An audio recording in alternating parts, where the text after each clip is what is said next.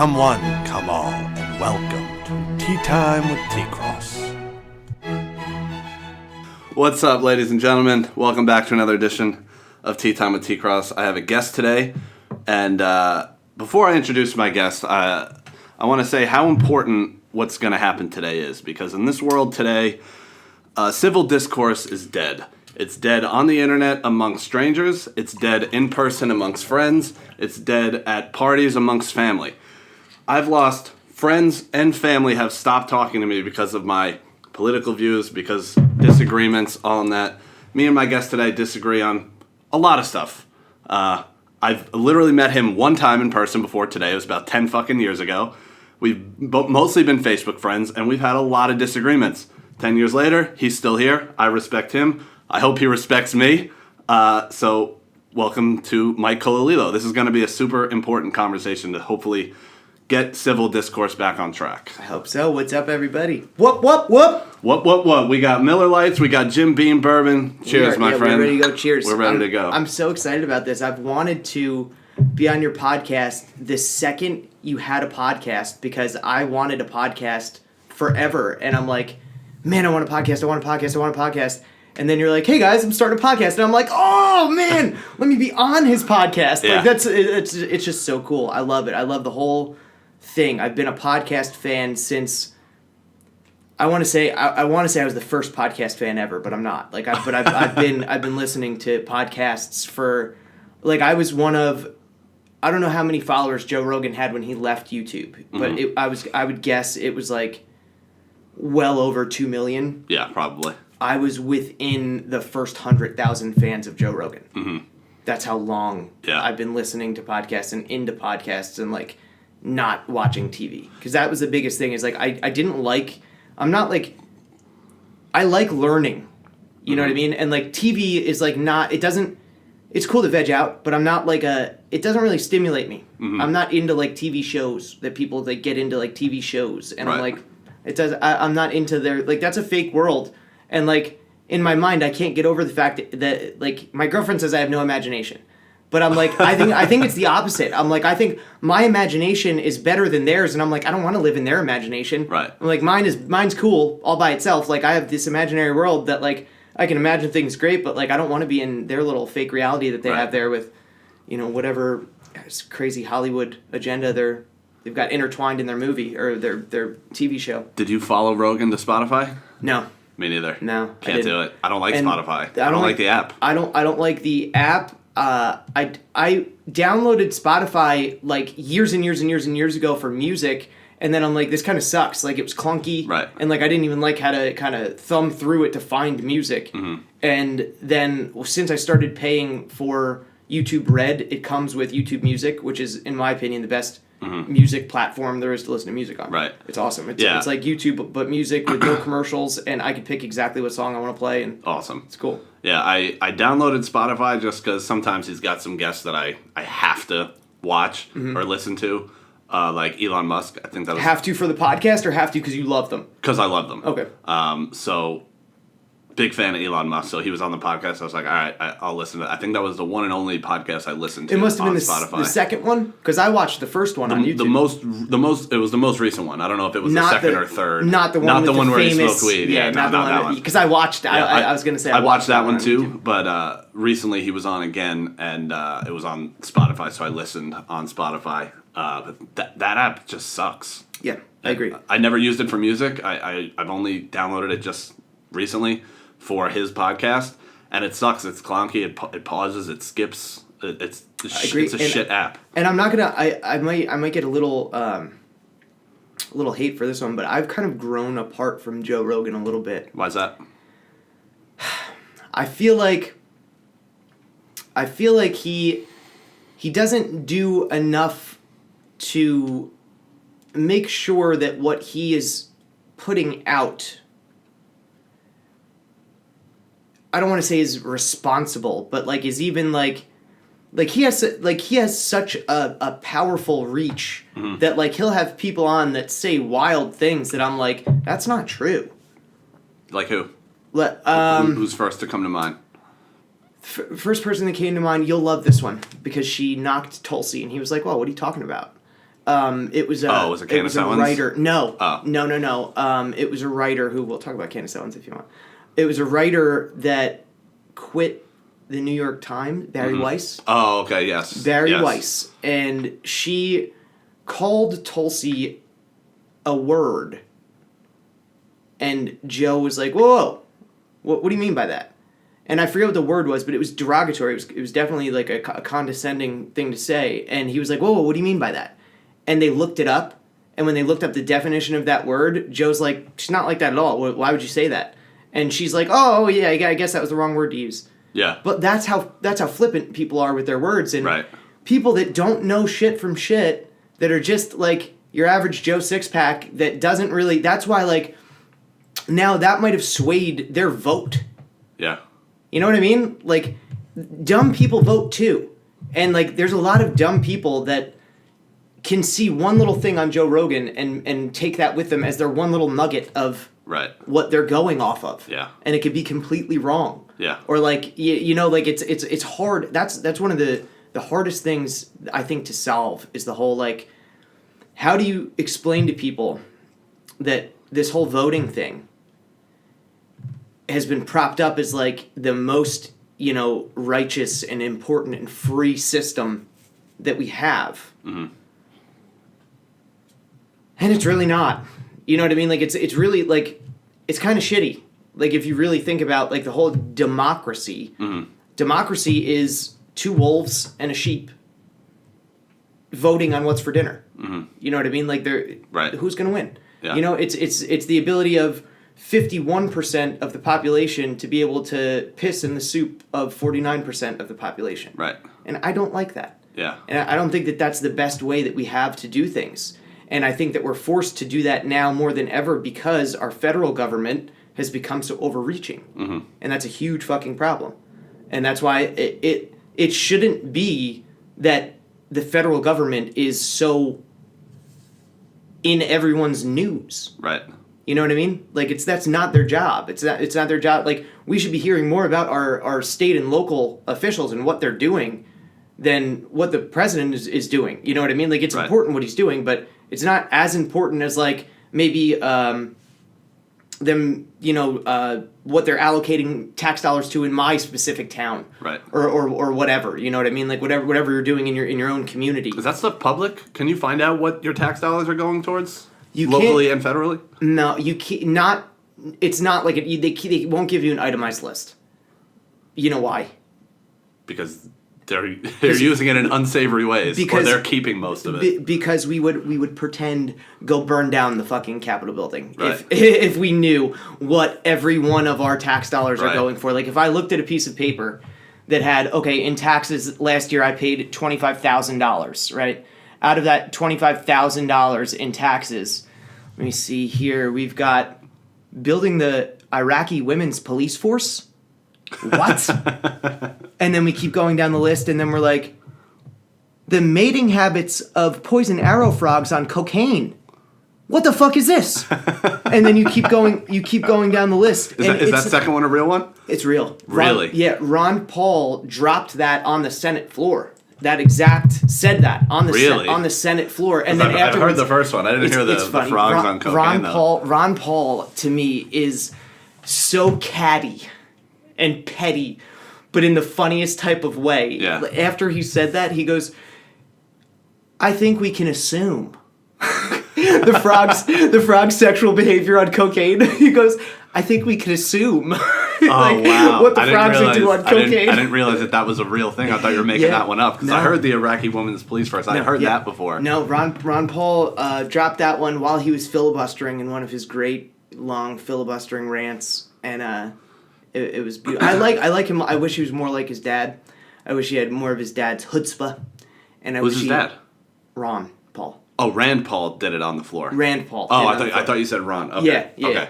I wish he had more of the chutzpah that his dad had. And did you see his dad have that stroke recently? Yeah. On TV? That was scary. Yeah, but came out, crushed it. He's fine. Yeah. Like, he's like a living legend. Yeah. That, like, we must protect at all costs. Right. But his dad he had ability to talk in the most simple, straightforward non-aggressive way that would never ruffle anyone's feathers to want to fight back at him with like a, I can't believe you said that. Like it was just a very matter of fact and polite and Southern gentleman. And I mean, I think it's because he's also reasonable. Guy. I think he also comes off as reasonable. He's the most reasonable, one of the most reasonable people I would say to ever be in Congress. Yeah, in the history I would agree. Yeah, of Congresses to ever exist. I love Ron Paul. I love him. He was one of the first politicians that I was interested in. He is single-handedly my biggest political influential person that was actually a politician, I'll say. Right. Because there's some people that have probably influenced me politically that have not actually ran or been in politics. Like Dave Smith is a political savage. Not familiar. He's one of my favorites. He's actually a stand-up comedian, and he has a podcast that I watch religiously. That's like I have like, a tier system of podcasts that I watch. Where do I fall all the time? You fall into when I have long ones and short ones. You fall into the short, because I watch your clips constantly. So the short clips, like if I go in the shower, I'll put a short clip on because I know that like I'll be in and out of the shower in that time. That was a good idea. So I had a lot of people like I love you're gonna the get clips that you're You're going to get posting. 1,000. Yeah, you're going to get a ton more viewers because it's more digestible. Right. You have to win someone. If I'm going to listen to you for 2 hours, you have to win me. Right. You have to win me over. Right. That's 2 hours of my life. You know what I mean? And like that's why the people that I listen to, I've gotten it down to like I trust these people. Mm-hmm. It's like built trust over the years of like you haven't led me astray. You haven't been lying. You're not different now than you were in the beginning. And that's why I've kind of moved away from some people. Like I moved away from Joe Rogan a little bit. I moved away from Sam Harris a little bit. I used to listen to a lot of Sam Harris. Mm. I moved away from Ben Shapiro a lot. Ben Shapiro, I used to think made a lot of great points, but then like he's just so annoying. But then he read "wet ass pussy" on his the lyrics. I thought that was hilarious, and I thought he was doing it to be hilarious. Uh-huh. I didn't think he was doing it like serious. Like everyone was like, "Oh, he was serious," and that's how like dry he is. Yeah, like he has no humor, and like. But I thought he was reading it in that type of monotone inflection to be hilarious. Yeah. So I was like, I'm not that mad at that. But like, and then he was like, wet ass P word. yeah. He's such a like. That's what I want to pluck him in his nose. Yeah. Like he's like the type. I'm like, get away from me. Like his voice annoys me. The beginning of his podcast, the most watched conservative podcast. I'm like, he does have an I hate obnoxious him. Voice. Yeah. I can't stand. And I shouldn't say hate. I don't hate Ben Shapiro. He has a lot of good points, but then you realize that like he has a lot of good points because he's a professional speaker going and beating on stupid college kids. Right. So he sounds like this, amazing, bright wordsmith. You know what I mean? But it's like, all right, dude, these people could barely get through life. Like, you know what I mean? Like they're barely figuring out how to get to their classes and not die of alcohol poisoning. Right. You know what I mean? Like you're not winning some great debate here. Yeah. You're getting gotcha moments and YouTube clips and the sunglasses with the joint and the gangster Ben Shapiro and like, all right, dude, whatever. That actually reminds me of something that happened yesterday. So yesterday, St. Patrick's Day. I'm very Irish. I have a reddish type of beard. My sister is a teacher, so she asked me to dress up like private school. Public. All right, go ahead. So she asked me to dress up like a leprechaun and read a St. Patrick's Day story to her kids. I think she does second grade. So she has like half her kids in class and the other half are on Zoom. So I joined in on Zoom so that the kids on Zoom could see me. And the location is in the school?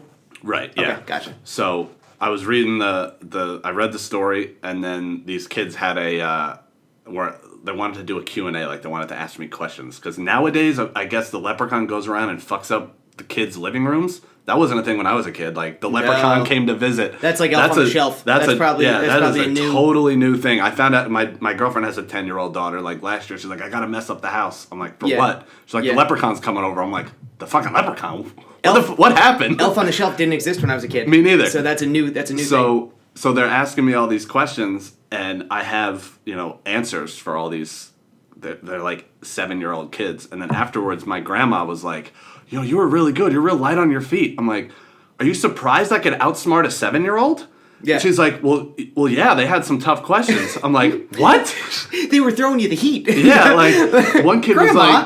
was like, did you come to my house last night? I was like, yeah, of course I did. I came to all your guys' houses. And he was like, well, where do I live? What's my address?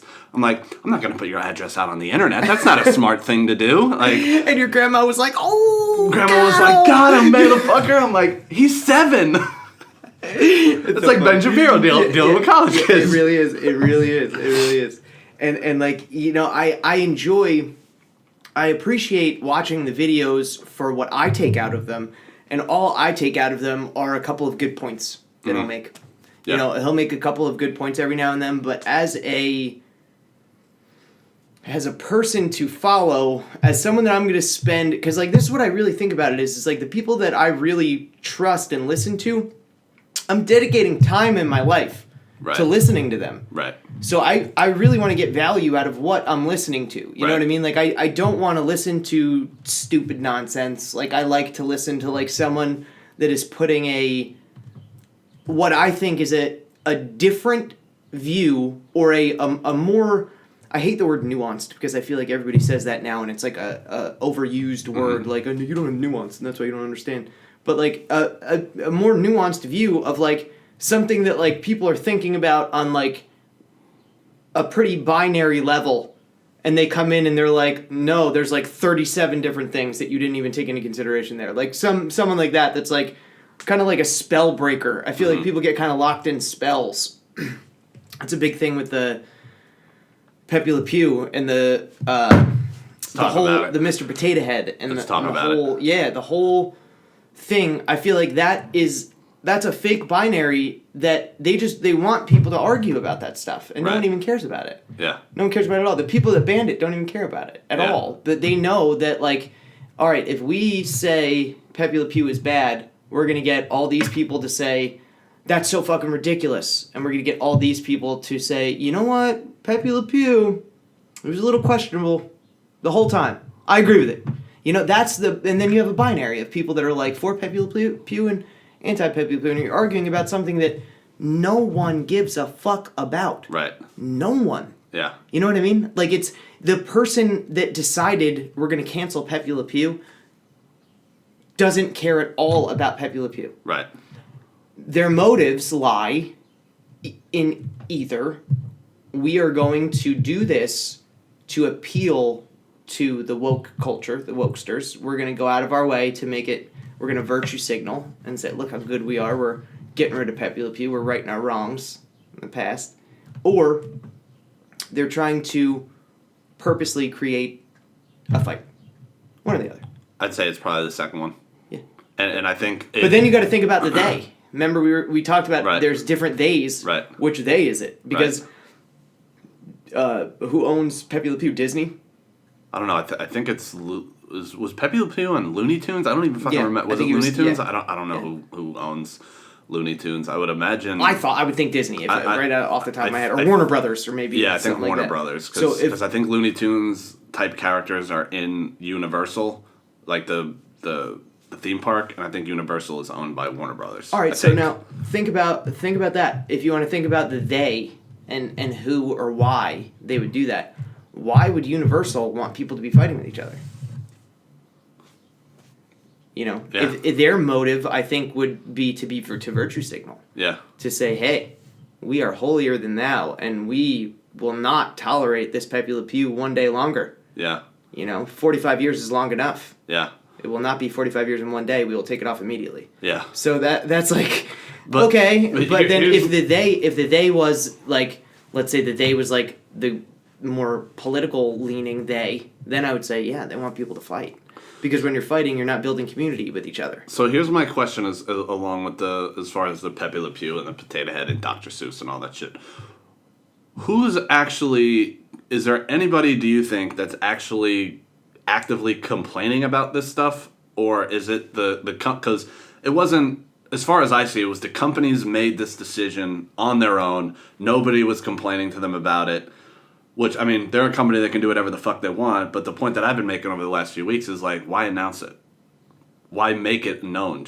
I don't think if they were to take Pepe Le Pew off, or take those 6 Dr. Seuss books that I'd never even heard of. And any of those books that got taken up, I'd never heard of those books. Just do it and shut the fuck up. Do you think anybody's actually complaining about it, or they're just using it as a marketing tool like IHOP did when they made themselves International House of Burgers? Everyone's like talking about, like, what the fuck? I forgot about Pepe Le Pew. What the fuck? Like, Looney Tunes. Like, let's go rewatch Looney Tunes. Like, it's the same exact reason that people will wear a mask in their profile picture when they're not around anyone. Mm-hmm. That shit. I'm a masker. You're not. That shit drives me nuts. When I see people walking or driving by themselves wearing a mask, it pisses me off. See, now, the driving, I like to make fun of everybody that wears a mask, but the driving thing, to me, I could spin both ways. And I like doing that. I like spinning things both ways. I like, if you think, that's why, like, I think I'm not saying I'm some, like, you know, some force to be reckoned with, that Facebook is suppressing my views or anything like that. But Facebook might be suppressing my views because Why? there was a time where, like, I'll get, like, tons of engagement and interaction on Facebook, and then, like, depending on what I'm posting, and, like, I'll post some other stuff, nothing. Yeah.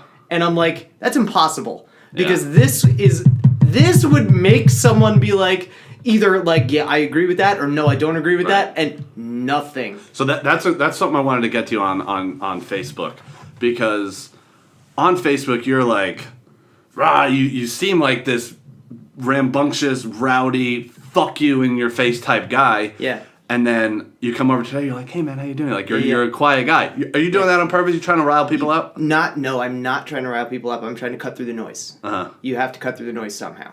Okay. It's too loud on Facebook. Yeah, I agree with that. it's too loud, and you have to be able to cut through the noise in a way that if someone's scrolling and scrolling and scrolling, they see something wild, and they're like, what the fuck is this asshole? Why would you ever say that? Yeah. Or, like, you know, something like that. And at least they stopped and read what I wrote, because most of the things that's what, like, no one knows how to take me on Facebook, because I'll be like going in a direction that'll have, like, people jumping on board because they're in that direction in one post. This is in one post. I'll start going in one direction and have people jumping on and jumping on and jumping on, and then all of a sudden I fucking cut it in the other direction. Yeah. The whole car turns real fast. Everybody's head hits the window, and they're like, "Oh God, I don't even know if I like this guy," because, like, it's completely different in the end than it was in the beginning. And they're like, "Wait, he said what I wanted him to say, and then by the end that's not what I wanted him to say." Yeah. And they're like, "I don't even know if I thought what I thought was right anymore." Yeah. Like, you know what I mean? Like, but that's the whole point of what I'm doing. So you're having fun. I want to make people think. Right. Is what I want to do. And more than I want to make people think on social media, I think of Facebook more as like my little journal. If I'm thinking of something that I think is interesting or I think is funny, most of the time funny. Like, in my head, I'm the funniest comedian in the world. So when I put something on Facebook, I might think it's hilarious, and I just want to throw it on there so I can look back at it at some time and be like, I remember that. That's fucking hilarious. And, like, it's just like a little bank. Like, sometimes I'll look back at, like, Snapchats that, like, my like old, you know, like saved stories from, like, you know, Christmas 3 years ago, and, like, I'll look back what I was doing on Christmas and Christmas Eve, and I'm like, this is so fun. And like, and still some of the things I look at and I'm like, you know what, that holds up. That was fucking funny. Yeah. And some of the things I look at and I'm like, that was weak. That was weak comedy right there. And you should have done better than that. Do you delete it then, or you leave it? No. That's just stuff I could see. Okay. Archived Snapchats. Okay, no one else can see anyway. I'll keep it forever so I can abuse myself a little bit, because I like to. I don't like to just get rid of things I did bad. Mm-hmm. You know what I mean? Like, I like to, like, remind yourself to hold yourself to a higher standard. Yeah, I don't mind looking and being like, I can watch that 100 times and it gets worse every time. Yeah. You know what I mean? There's nothing good in there. And sometimes I could watch one of them and be like, you know what? I thought that was funny because at the time I thought this, but I don't even think that anymore, so it's not funny at the moment. Right. You know what I mean? Like, it just doesn't hold up to the time. So I think what you just said there about, you know, what you do on Facebook and what your goal is, I think hopefully a lot of people will listen to this, because you've riled quite a few feathers on my page. I've been waiting. I looked around before I sat down here to see if Adam, whatever his last name is, I looked around to see if you were hiding in a cabinet or anything, and I'm still watching you. I'm watching you, Adam. So I've been told that I platform hate speech, which is ridiculous. with having you with keeping you on my friends list. That's nonsense talk. I agree, which is why I've kept you on my friends list. So I think people hearing what you just said about how you interact on Facebook, hopefully that will kind of get people off my fucking back, because I've had several people say, like, what's with this guy? I'm like, I got a soft spot for you. I like you. I think you're, for the most part, always respectful. Like, whenever you get into these interactions, and I try to do this myself, I tend to have a lot less self-control, but you never attack people. Like, you don't call people names. You don't say, like, you're a fucking idiot. You stay calm. You argue the point. That's another thing that's dead. I talked about at the beginning of the podcast how civil discourse is dead. Part of the reason is because nobody can actually have a conversation anymore. It's always attacking somebody personally. Like, you go on any random page, like even an MMA page, like you're talking about MMA, like a fight. Somebody will go to that person's page and be like, yeah, well, what's wrong with your fucking sideburns, idiot? Like, just say something horrible. What does that have to do with what we're talking about? To someone that has accomplished so much more than they will ever accomplish in their life. Yeah. They just have to go in there and throw their little jab in because they think that in their little world that they just, gave it to the man a little bit. And you don't do that. There's this famous person. Even though I disagree with a lot of things that you do, I respect that when you argue your points, you stick to the point. Like, you give your side of the argument. You don't attack people personally. And even when people attack you personally, which happens often, I'm sure often. Outside of my page, I'm sure on other people's pages as well, you don't even retaliate. You'll say, like, oh, that's real mature, but that's not what we're talking about. Like, let's stick to the point here. And I think that's part of why I respect you so much and why I've enjoyed having these conversations with you over the last 10 fucking years. Because I tried my best to do the same. It's hard sometimes, though. It's hard, and I'll tell you, there's ways. First of all, thank you for even having that in, like, even noticing that. Right. Because that gets lost. Like, people. And I think a lot of times, like, in doing that, I think, like, should I lash out and really dig into this person so everyone else can see, like, oh, he's not just, like, a pussy, you know what I mean? Like, yeah. But then I'm thinking, like, well, no, because, like, the only thing we're talking about is this one thing. So, like, that's the only thing that, like, if other people are reading this, they're going to read that guy's comment and be like, well, like, if you blindly agree with one side, you're going to laugh at that guy's comment. If you blindly agree with the other side, you're going to be like, that guy's a dickhead. And if you're interested in the topic on hand, you're not even going to care about that comment. You're going to be reading the actual storyline of what we're actually talking about. So you're going to disregard that comment. So it really doesn't matter. I don't need to address it. There are sometimes, though, where if I will engage with anyone at all. It doesn't bother me. I send tweets to, do you know Paul Saldino? Dr. Paul Saldino, he was on Joe Rogan. He's the carnivore guy. I know who you're referring to, but I didn't listen to that episode. He's the last person. Like, I send, like, people way more famous than me. I send them DMs all the time, just see if, like, they'll open them and like, what they'll say if they respond or whatever. I send him, because he's a carnivore, I sent him a DM that said, if Adam and Eve were carnivore, they would have eaten the snake. And then I said, you can have that. You're welcome. Because, like, that's, like, his thing. Yeah. Like, that's a funny joke. Did he tweet that out? He didn't tweet it out. I'm not on Twitter. I don't know if he tweeted it, but he didn't. Okay. He didn't put it on Instagram yet. Okay. But he responded and was like, ha ha ha ha ha, that's hilarious. Oh, that's and, like, cool. And I was like, that's cool. You know what I mean? Yeah. Like, and all I didn't respond again and try to get in a conversation with him, because I think that's what a lot of people. That's why celebrities don't interact with more people, because, like, they'll react to something that someone says, and then that someone will, like, go back and expect, like, then a conversation to occur. Yeah, and then when they don't respond, then they're like, oh, you're a dickhead. Like, it's like, no. Yeah. They took the time to, like, they're trying. You know what I mean? 2 million followers. Yeah, like, get 100,000 messages a day. Yeah, exactly. Steve Weatherford is another one. Steve Weatherford is one of my favorite human beings on the face of the earth. Giants kicker and Jets kicker. Punter, I believe, both at one time. Yeah. One of the best human beings on the face of the earth, and I follow him on everything there is to follow him on. He has a podcast, Instagram, all his social media. He posted an Instagram story of him in his driveway. He's a fucking Hulk of a dude. Yeah. I don't know if he does not give does off not look like a punter vibes. Yeah. You know what I mean? Like, he looks like a professional bodybuilder. He's giant, jacked, and he's wearing short shorts and rainbow Crocs, and I have the same exact rainbow Crocs that he's wearing. So not these; they're actual rainbow. These are American flag rainbow. Those are like actual rainbow tie-dye Crocs. And he had, see, I don't know if people don't know about Crocs, right? It's your average Croc here. You're getting canceled. If you put them in 4-wheel drive, they become all-terrain Crocs. And you can do anything you want in them. My black friends call them sports mode Crocs. When you flip the switch, you go into sports mode. Or you go into all-terrain mode, whatever. But Steve Weatherford had the Crocs in 4-wheel drive. And I sent him a message, and I'm like, what are you about to get into, you wild man? And I was like, you got the Crocs in 4-wheel drive.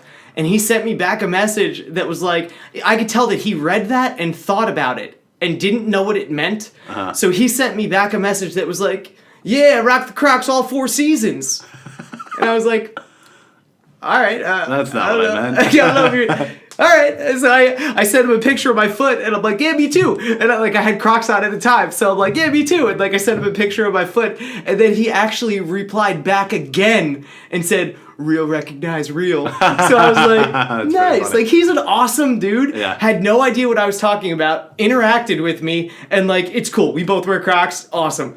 So the next day on his, he does a thing called King's Council where he does a little coaching thing in the morning with guys, and his son is a big part of it. That's one of the things I love so much about him is what he's doing with his son. He's the best dad ever, but his son has his Crocs on, and he takes the camera and he goes, Ace has his Crocs in 4-wheel drive today, so we're up to anything. And I'm like, you learned that from me. And it was such a cool moment that I'm like, he had no idea what that was yesterday. The very next day, he's talking about it in his podcast. I'm like, I just influenced Steve Weatherford's culture a little bit. That's funny. You know what I mean? That's something that he's going to say in life now. That's that funny. he got from Myke Colalilo. Yeah, I'm also not on Twitter. I've been banned for life from Twitter. Good. I'm kind of upset about it because I enjoyed Twitter. Maybe it's just me. I didn't really get Twitter as much as I'd never had fun with it, no matter what I did. It wasn't. I didn't build the same following as I did on Facebook and Instagram and Snapchat. I didn't have as much interactions with people that were enjoyable. It was almost like yelling into an empty room for me. Yeah. I never got into it, and I also didn't take the time to really seek out all of the people that maybe I would want to hear on Twitter, and maybe that's why it wasn't so fun. Yeah. I was following 6 people. Okay. So maybe that's why it wasn't so fun. I don't know, but I didn't like the interface. I didn't like scrolling. It wasn't my thing. Yeah. And there's too much disgusting things on it, to be honest with you. And when I say disgusting, I don't mean disgusting things thoughts people have.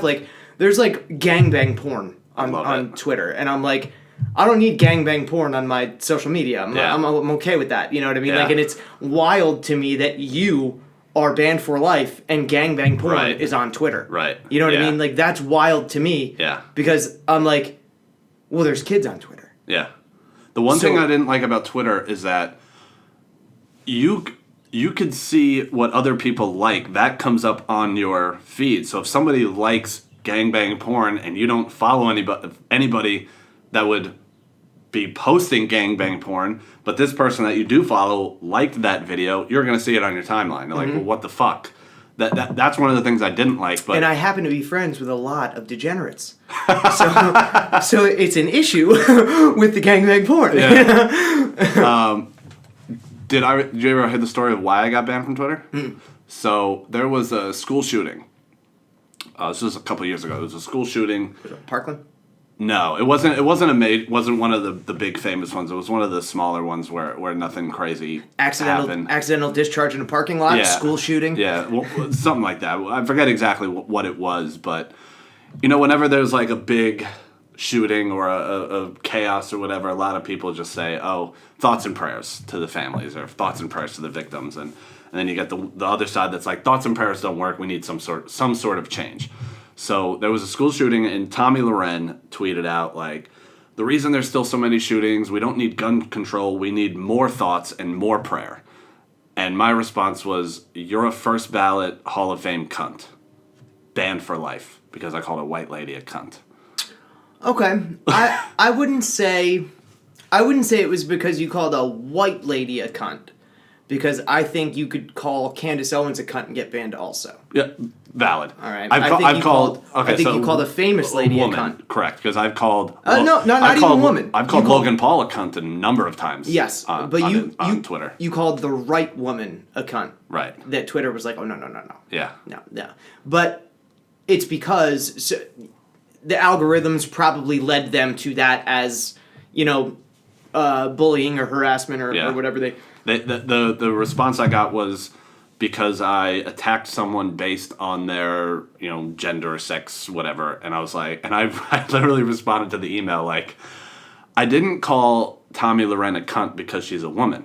I called her a cunt because she's a cunt. Like, if any other human being would have tweeted that exact same thing and I saw it, I would have had the exact response. It wasn't because she's a woman or because she's white or because she's straight or whatever.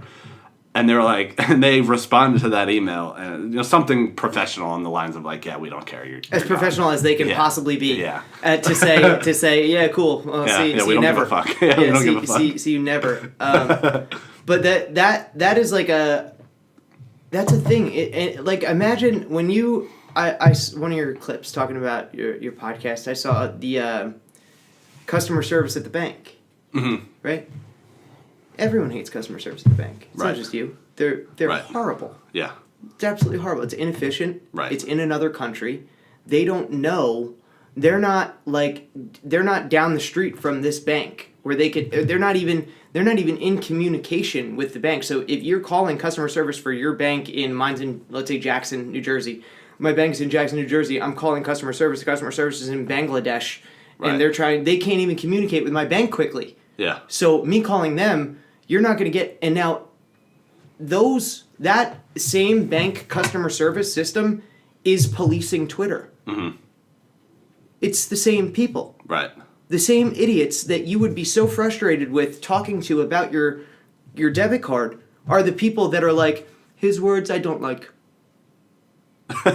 Yeah. And that's it. Yeah. And then you're banned forever. Right. Because someone that means nothing to anyone in the world had an opinion that didn't agree with yours and said, nah, off. Yeah. And that's it. And that's wild to me that could happen. No, that's insane. I agree. While there's, triple anal porn on... Exactly. Which I'm totally for. I'm glad that there's triple anal porn on Twitter. Well, I'm just sad that I'm not on Twitter. I'm sad. You're sad you're not on Twitter. I'm sad for the lady that's going to need diapers when she's 52 years old.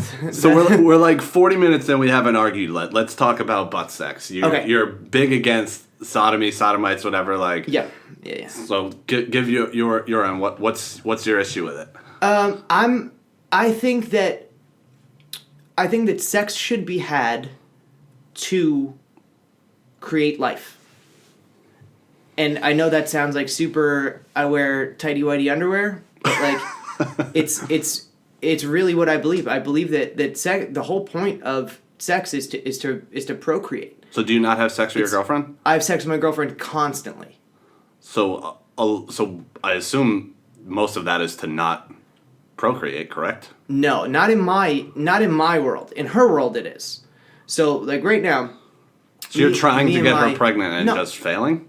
No, I'm taking shots where the goalie's in the net. You know what I'm saying? She's on birth control, so, like, the goalie's in the net, and I'm shooting at the net, but the goalie's there, you know what I mean? Like, one gets by him, I'm like, hey, like, the chances of that are almost impossible, but she did the IUD thing, and her thing is she thinks that there's in her mind, she thinks there's a certain money number we'll have in the bank, there's a certain this, a certain that, a certain this, and then we're ready for kids. And I'm just like, we're ready. We were ready yesterday. You know what I mean? There's no reason to not have kids. My big thing in life is wealth is family. Right. Like, that is what, like, the whole, like, the purpose of life, the whole, like, everything in life, like, the reason we're here, I think, what I believe, is to grow a family and crush, like, impact the world in a great way. Mm-hmm. And if you want to tie a little bit of religion into it, which is where you want to say, like, well, why is sodomy bad? It's because, like, you're coming in a dude's butt. Or a girl's butt. Or a girl's butt, which is, I guess slightly better, but not really. Why? You know? What? Apparently, you've never done it. Because I have. Really? Believe me. Oh yeah, I have. You're a fucking sinner. You're going to hell, motherfucker. I know. Yeah, but that's the crazy. That's what people think, right? That's why there's like a lot of things that I hope that we touch on today, only because I feel like talking about it helps people that are stuck in a place where they would feel like they can't be a Christian if they did these things, and that's not true. It's not true. You know what I mean? Like just because I've had anal sex before, plenty of times, that doesn't mean that disqualifies me from anything, and I'm not going to feel shame about it at all. So now I'm confused. So you have sex with your girlfriend. She's on birth control. Yeah. So something that I don't want to say like argue about every day, but it's something that we are in constant disagreement about, and we talk about all the time. So before your girlfriend, have you? I imagine, I have no idea. I mean, you're a handsome fella. I imagine you've had sex with other girls before her, correct? Yeah, I used to crush the puss. Yeah. So all those times, I imagine, wasn't to procreate. Yeah, I was also Or are you like a born again Christian where you became Christian later in life? The vocabulary is hard because I don't know what to describe myself as. I'll describe myself as religiously the same as I describe myself as politically, where you call me what you want to call me. I don't know. Call me what you want. I could tell you what I believe, but I don't know the right descriptive word to call it. Yeah. Like, to me, like, born again, like, okay, I guess you could say that. Or like just by born again, I mean the like, come to Jesus moment, you know, like you sometimes it happens to people young, sometimes it happens later in life. But with me, with religion, I grew up where I had a christening and I was baptized, and then my family was kind of like not the church type of people. Mm-hmm. But like my grandmother and my mom were like, you know, God is good. We believe in God. We are Christian people, but we just don't go to church. Mm-hmm. My dad's a wild man, but my dad got kicked out of Catholic school. When he was younger, and had a very bad taste in his mouth from the whole religion thing because of Catholic school, which I really can't stand a lot of Catholicism. Like, it really bothers me a lot. And I think there's a lot of wizardry and spells that goes on there, and a lot of evil shit. Like, I think the Pope is an evil person. Like, I'm a diehard Christian. I love Jesus Christ, but I think the Pope is an evil human. So there's a lot of things that For what reason? The pedophilia? Among many other things. There's almost countless things. Like, I believe that he doesn't follow the Bible. Mm-hmm. Like, the Bible is pretty powerful. If you follow it, like, there's a lot of churches right now that don't follow the Bible. Mm-hmm. Like, for example, if I went to church, I would never call the person that is speaking Father. Why? That's crazy to me, because Jesus said in the Bible, call no other man Father. Okay. So God is the Father. That's it. So that doesn't mean your actual biological father is not your father. Of course, that's your father. But in a biblical sense, you don't call another man Father. So I'm not going to call, oh, hey, Father John, how you doing?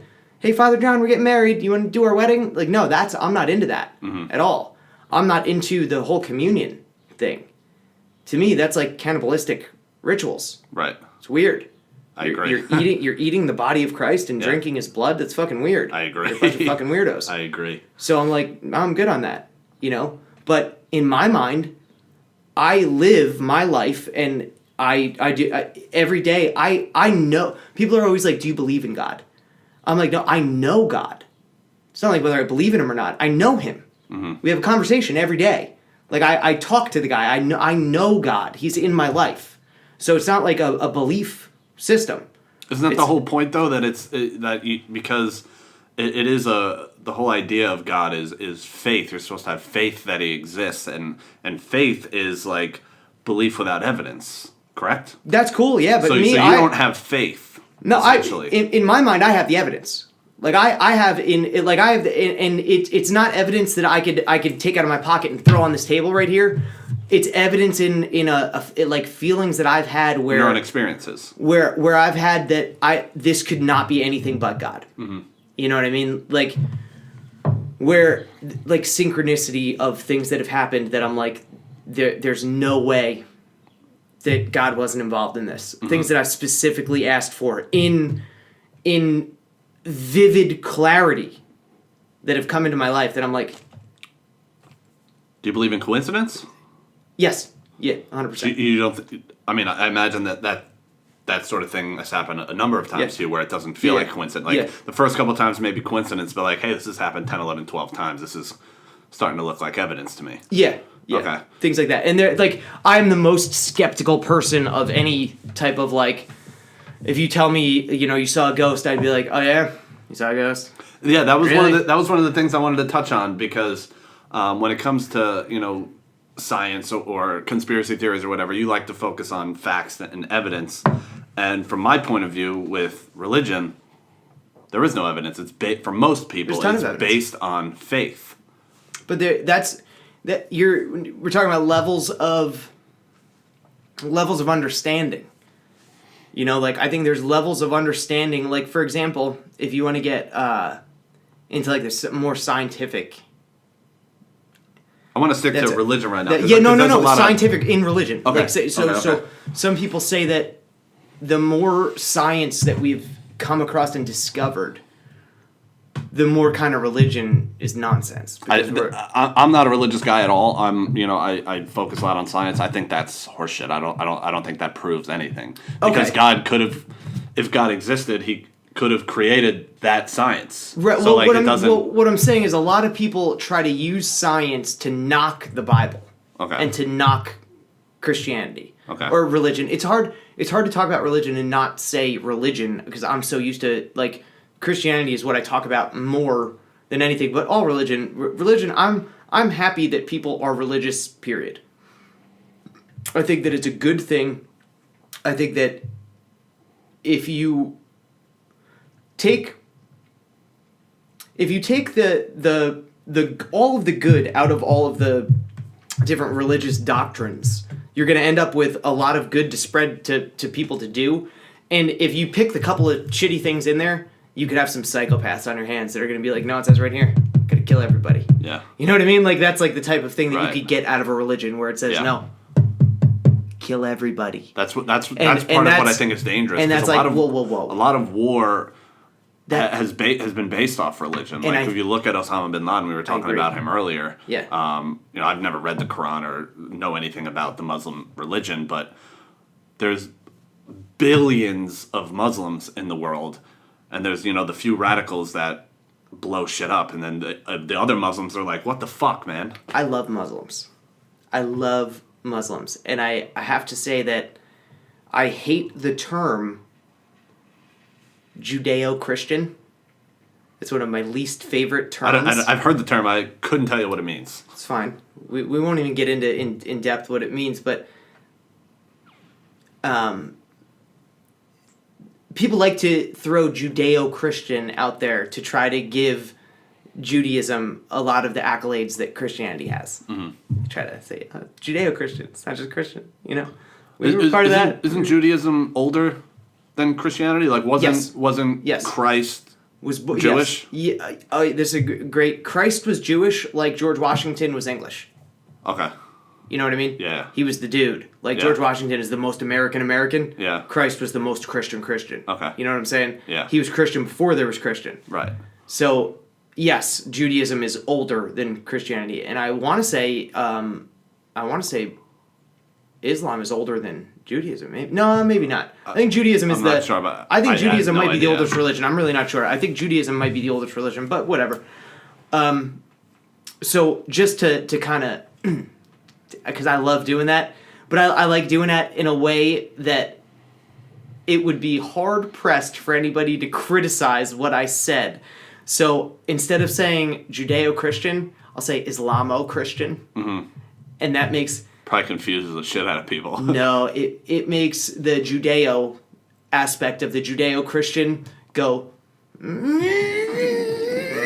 Uh-huh. And they get red with anger and mad. Right. Because they're like, no, Muslims bad. Yeah. But no, it's religion's important. But I lost track of the original point we were on. But it's like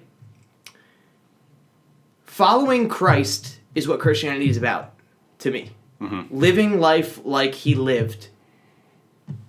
That is the beginning and the end of Christianity, is trying to live more like Christ.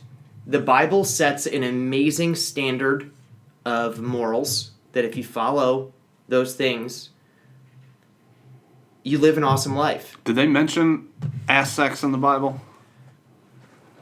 I don't know if they specifically said like sodomy or something like that. They probably, I would imagine they probably did. I've read the Bible cover to cover once, and I've read it cover to cover in not in sequence many times. Yeah, I read it. I read it cover to cover one time a long time ago. I couldn't even tell you what was in it. I can't. I'm not, and that's what I always like to say is like, guys, I'm not a fucking theologian. You know what I mean? Like religion is not even my favorite topic. Yeah. I just have a very strong connection to God in my own life, and I feel like it is so beneficial to me that it would be beneficial to other people. Right. And I think that if you could think about it like I think about it, it would benefit you. Right. But the reason you don't like it is because you're thinking about it how you think about it. Yeah. And that's why you don't like it. Yeah, you can't force people to see things the way that you see things. Like I would consider myself somewhere between agnostic and atheist. I don't believe any God exists, but I think that it's possible. So I don't know exactly where that would leave me. That's my favorite. I love that. So yeah, so I'm not. It's so honest. Yeah, I'm not like there's definitely no God. Like the hardcore atheists, like they're retarded. Like all right, you stay over there. I'm gonna stay here. Leave me alone. Yeah, they're retarded. So I guess that would make me more agnostic. I don't think it is, but I think it's possible. So. Now, here's what I'll leave on that point and that point only. I'm going to leave you the question that I want you to think about. Okay. The human eye. Okay. The human eyeball. Okay. If it wasn't for God, how did the human eyeball get here? Just think about that sometime. Okay. Did you get that question from that one YouTube video? The guy that like talks about I forget his name, but he's some religious YouTuber. He made some comment because there's like another YouTuber called The Amazing Atheist. Do you know what I'm getting at here? Okay, so then there's some video where some guy makes a YouTube video in response to this amazing atheist, and he makes this whole I've heard of the amazing atheist in name, but I don't know anything about him. So here's my whole thing with religion. Damn, that died quick. 52 minutes. All right, let me change the battery. So we're officially off now? No, the audio's still going. I just got to change the camera battery. So talk more about religion while I change this. Okay, so religion, like I said, all I think about as the good in religion is if you read the Bible and you say, you know, I'm going to try to model my life where I act a lot more like Jesus Christ. I think there's nothing bad that could come out of that. Because for all of the things that you could knock Christianity over, none of them are actions that Jesus took. Mm-hmm. Right? Like if you could find, like you could go to Deuteronomy, for example, and find some disgusting things in Deuteronomy in the Bible. I don't even know what that is. What's Deuteronomy? It's a chapter of the Bible. Like, you know how they have like you'll see like John 3:16. Okay. And like different like chapters, different parts of the Bible. Deuteronomy is one part of the Bible. Okay.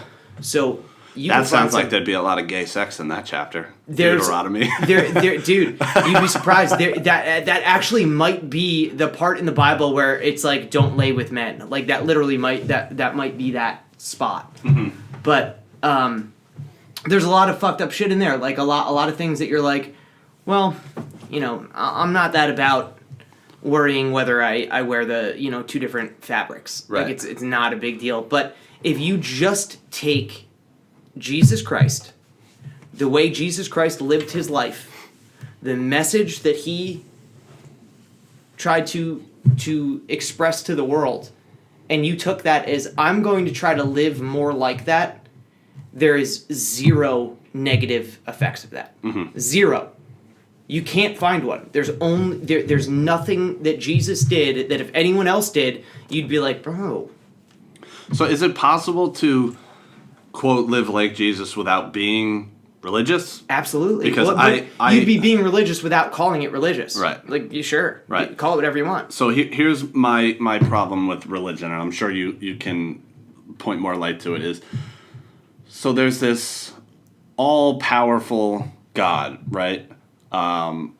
Who, everybody says I can do all things through Christ who saved me, whatever, that sort of thing. Powerful. Yeah. But if there's this all-powerful God, why does disease exist? Why does war exist? Why does starvation exist? Why do people rape people? Why is there murderers? Like, there is a whole lot of terrible, terrible things in this world. So if I were God and I created this thing, and then I have control over it, or I have the power to make changes in, God, as you said, has made a bunch of changes in your life.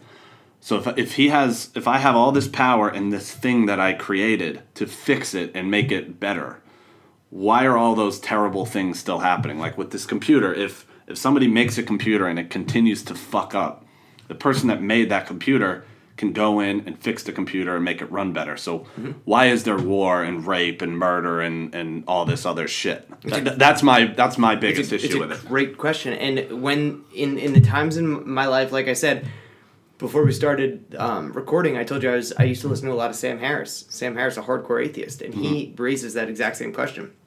And I used to raise that exact same question until I realized that the reason that it's different is you need to be specifically about which bad thing you're talking about. Like if you're talking about like, why are there rapists? There are rapists in the world because people have free will and evil exists. Right. That's why there's rapists in the world, because people have free will and evil exists. Evil is a thing. Like the devil is in the Bible. Like the devil's evil. You know what I mean? Like, is he though? That's one thing that's always confused me about the devil, because the whole idea of, you're a bad person, you do bad things, you go to hell, and then you get tortured for all of eternity. If the devil tortures all the bad people, doesn't that make him a good guy? No, the devil isn't doing the torturing. Okay. The devil's realm is hell. Okay. So he's not torturing people. He just lives there also. He's the king of, and I might not be explaining this the best, but like, the devil resides in hell. Hell is his realm. Okay. This world that we live in, this realm here, this is the fallen world. This is the devil's realm. Mm-hmm. We live in hell. That's for sure. Like this is the fallen, like we have fallen from God. That's why we're here now. And that's why, when if you believe you go to heaven, nobody says you go down to heaven. You know what I mean? You go up to heaven, back to God. Right. Because we have fallen from God. Mm-hmm. You know what I mean? Right. So we live in a fallen world. The line of good and evil cuts between the middle of the heart of every man. Mm-hmm. You know what I mean? Like everyone has the ability to be evil or the ability to be good. So God gives you the free will to say, if you live your life right, I will be with you forever. Mm-hmm. And I'm me and you have a great relationship, because that's why I think people were I don't want to say invented, but that's why we're here. We're here, like, I think God was lonely. And he was like, imagine if you were the only person in the whole fucking existence. Gonna be honest, I think I'd like it. For a little bit. Yeah, for a little bit. And then you're like, you know what? Maybe I'll get a hamster. Yeah. Like that's what you think. And like that's what people are. He's like, I need something. That's why they say like we were created in the image of God. Right. Because I think that God created us and was like, I need something here. So he created, the earth and the world and people and whatever.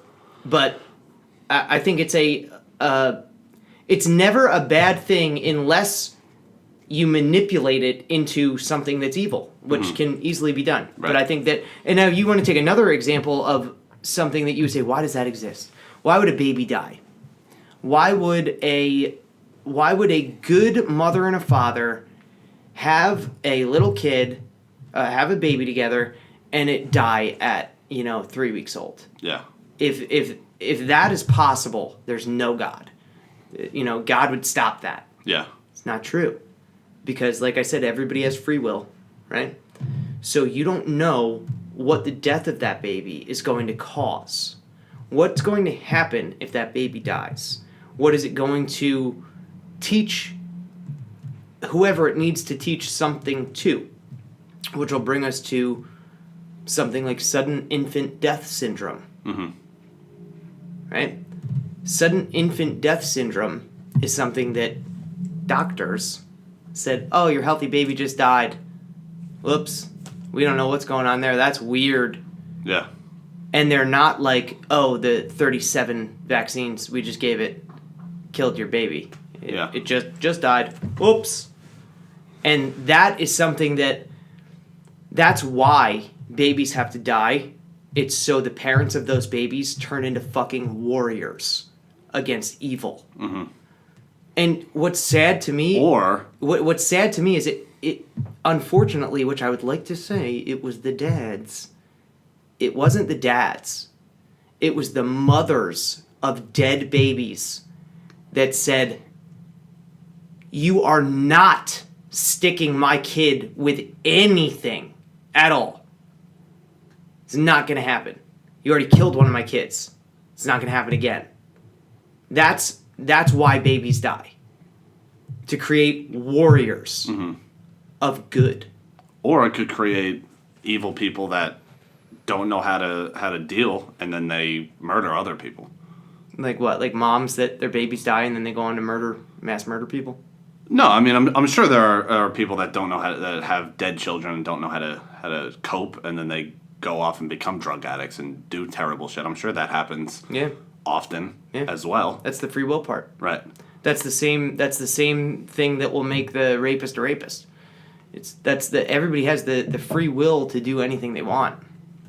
But if you're saying, how could a God allow that to happen?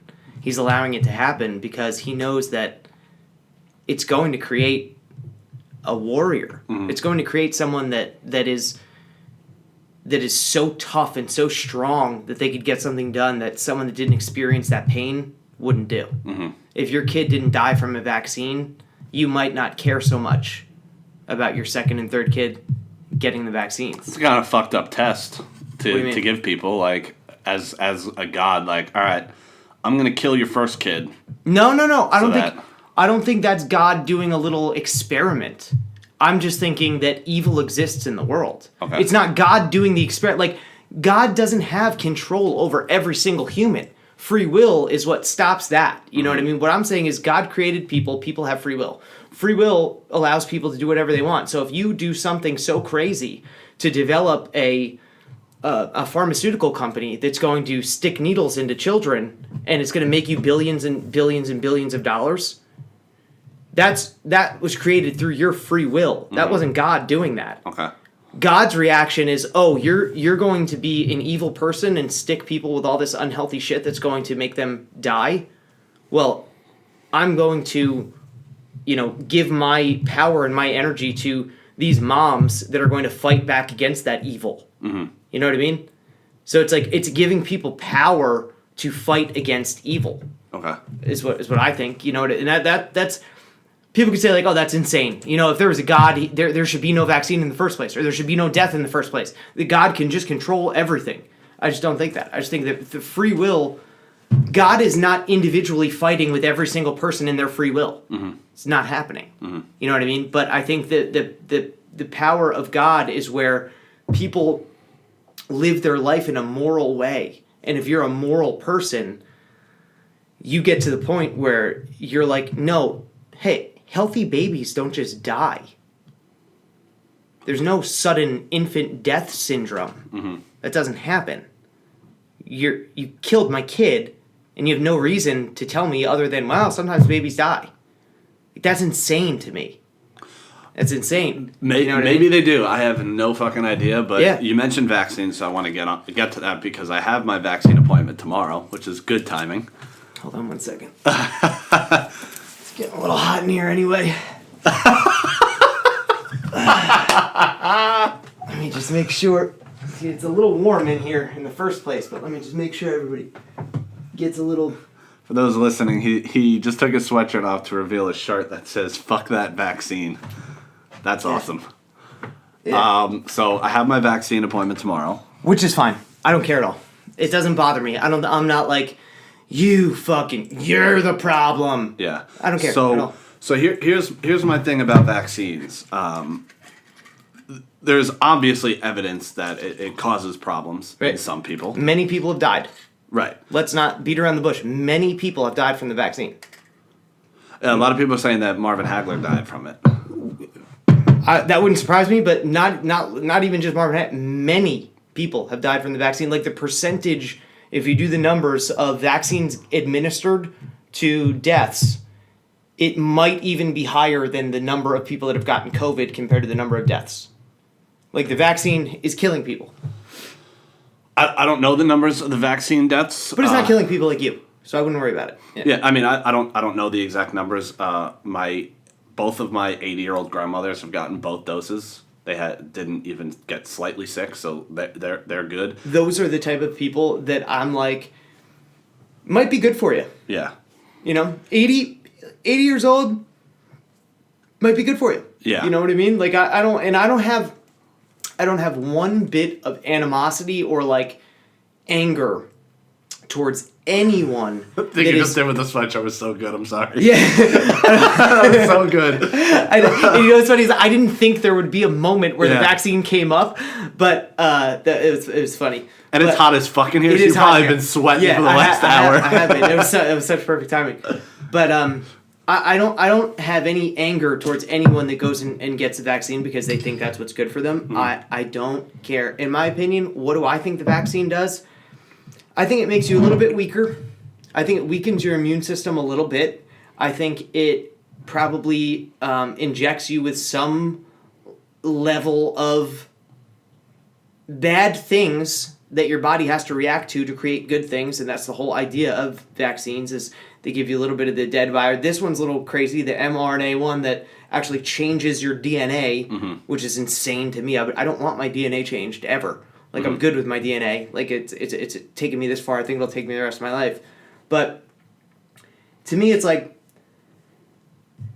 the way they have dealt with the information for this virus is the way they've dealt with sex ed in schools, which is horribly. I totally agree. Right? With the sex ed part. And they've lied, which is why it's so useless, because what you do when you lie is you lose everyone. What exactly have they lied about? They've lied about how dangerous it is. How so? In tiers for like the age groups of people, right? So if you are 12, Corona is a non-factor. Right. Complete non-factor. There's no reason why elementary schools all over the country have not been open. Right. 100% in person. There's no reason. Well, I think the reason, at least from the studies that I've read, is that the children aren't the susceptible ones, but the children are the super spreaders. So they're getting it, they're bringing it home to their families, and then their families are getting it. Okay, now you'll also read the same exact studies that say children are mostly asymptomatic. Exactly. And asymptomatic people don't spread the virus. That's not true. That's not what they've been saying. What I'm saying is that's what I've heard they've been saying. Is I've been reading that the more that they find out, they're finding out that asymptomatic people don't actually spread the virus. I haven't read that at all. That's what I've heard in many different places. And I think that's the problem with the internet these days. Is there's too much. You can find whatever, and you never know what part is true. So, like, I say this all the time, and you chastise me for it, is I always say, listen to the doctors. Yeah. And you're like, I am. Yeah. I found studies by doctors that are saying what I'm saying. Exactly. So at the end of the day, this is kind of comes back to the religion thing. It becomes faith. Yes. We're like, what doctors do I believe in? Because you get like Adam, your favorite person, who is a scientist, will say you're kind of a scientist, Adam. he'll say listen to the majority of doctors.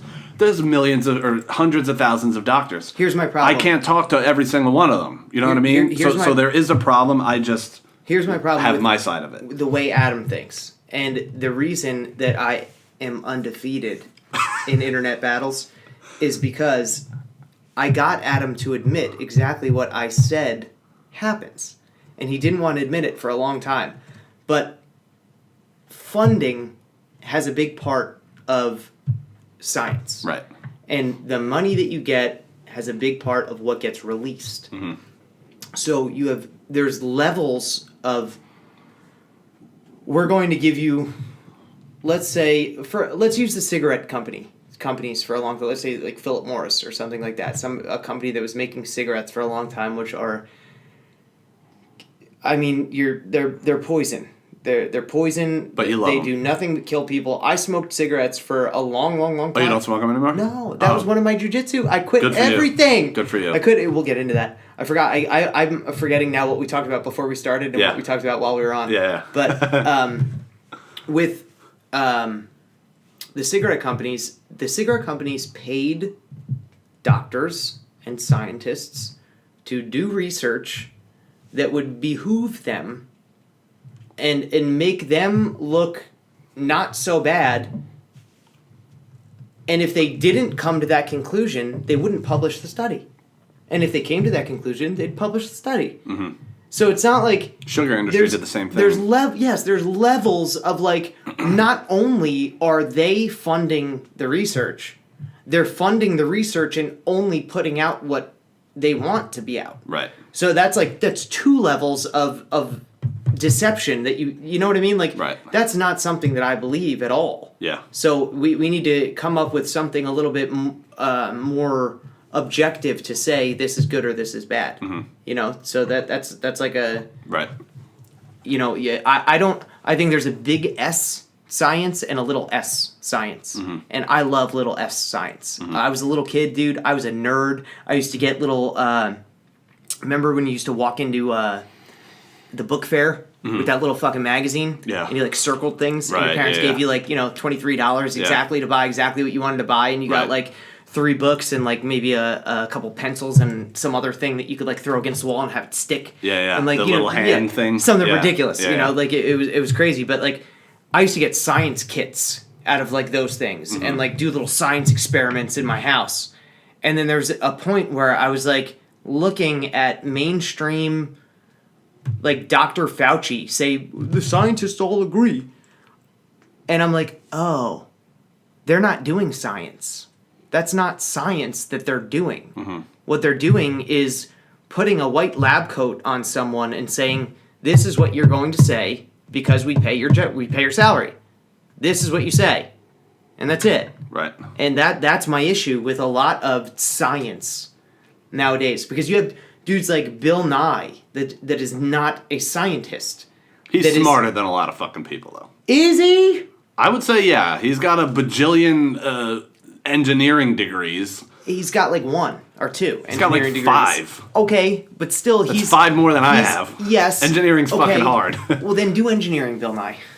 And stop telling people that trans kids are, you know, a legitimate thing. That I'm very, pro trans rights and whatever. We can get into that in a minute. I want to stick onto the science, but the whole kids with trans thing, that's a huge fucking problem. But Bill Nye is about that. I haven't heard him say that, but you can't. But he does though. Yeah. So you can't say you're about science and then take that position. Yeah, right. You're not about science. Yeah. Like Neil deGrasse Tyson is not about science. You fucking watch your mouth when you talk about Neil deGrasse Tyson. Fuck that dude. Fuck you. He thinks he's such a everybody will love me because I'm not going to take any hard stance, and if you ask me if I believe in God, I'm going to dance, I'm going to toe the line, and I'm not going to say I really believe, but I'll say this and I'll say. You might want to change listen, your opinion because Adam agrees with you. Hold on. Neil deGrasse Tyson said just forget about the Big Bang. Neil deGrasse Tyson says that. Okay. He says, we can't explain the Big Bang. Give us that, and we'll give you the rest of science. Fuck you, dude. I don't even know what that means. Science can't explain the Big Bang. They can't explain why the Big Bang created what we have right now. Yeah, it happened 14 billion years ago. Right? They cannot explain it through science, and it didn't happen 14 billion years ago, whatever, but they can't explain that through science. Okay. So they've made up things to explain the things that science, big-ass science, explains now. Like, for example, gravity. They can't prove gravity. They can't do any test that proves gravity. That's not gravity. Yes, it is. No, it's not. What do you mean? What is that then? That is weight falling through an atmosphere that is not as heavy as the atmosphere. That's not gravity. That's not a pull from the center of the Earth. It's just that weighs more than the air does. It's that simple. So it's. But then why do planets float? They don't, buddy. What do you mean? That's where we could disagree. What do you mean they don't? That's where we can. That's where our major disagreement is going to come from, because I don't even believe in our solar system. Like I don't. You're a space is fake guy? Not space is fake. You think the Earth is flat? I think I have a problem even saying Earth. Okay. I think we live in a realm, and I think in this realm, what I could tell you what we don't live on is a spinning ball. All right. Are you joking? Come on. No, I'm not joking. Come on, I swear. man. No, I'm really not joking. We don't live on a spinning ball. But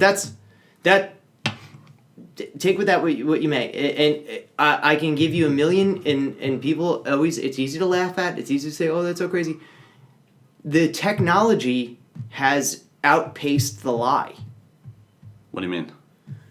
So they used to be able to lie and say, like for example, why can't we see the flag on the moon? I've never even heard anybody say that. Well, think about it now. You just heard me say it. Why can't we see the flag on the moon?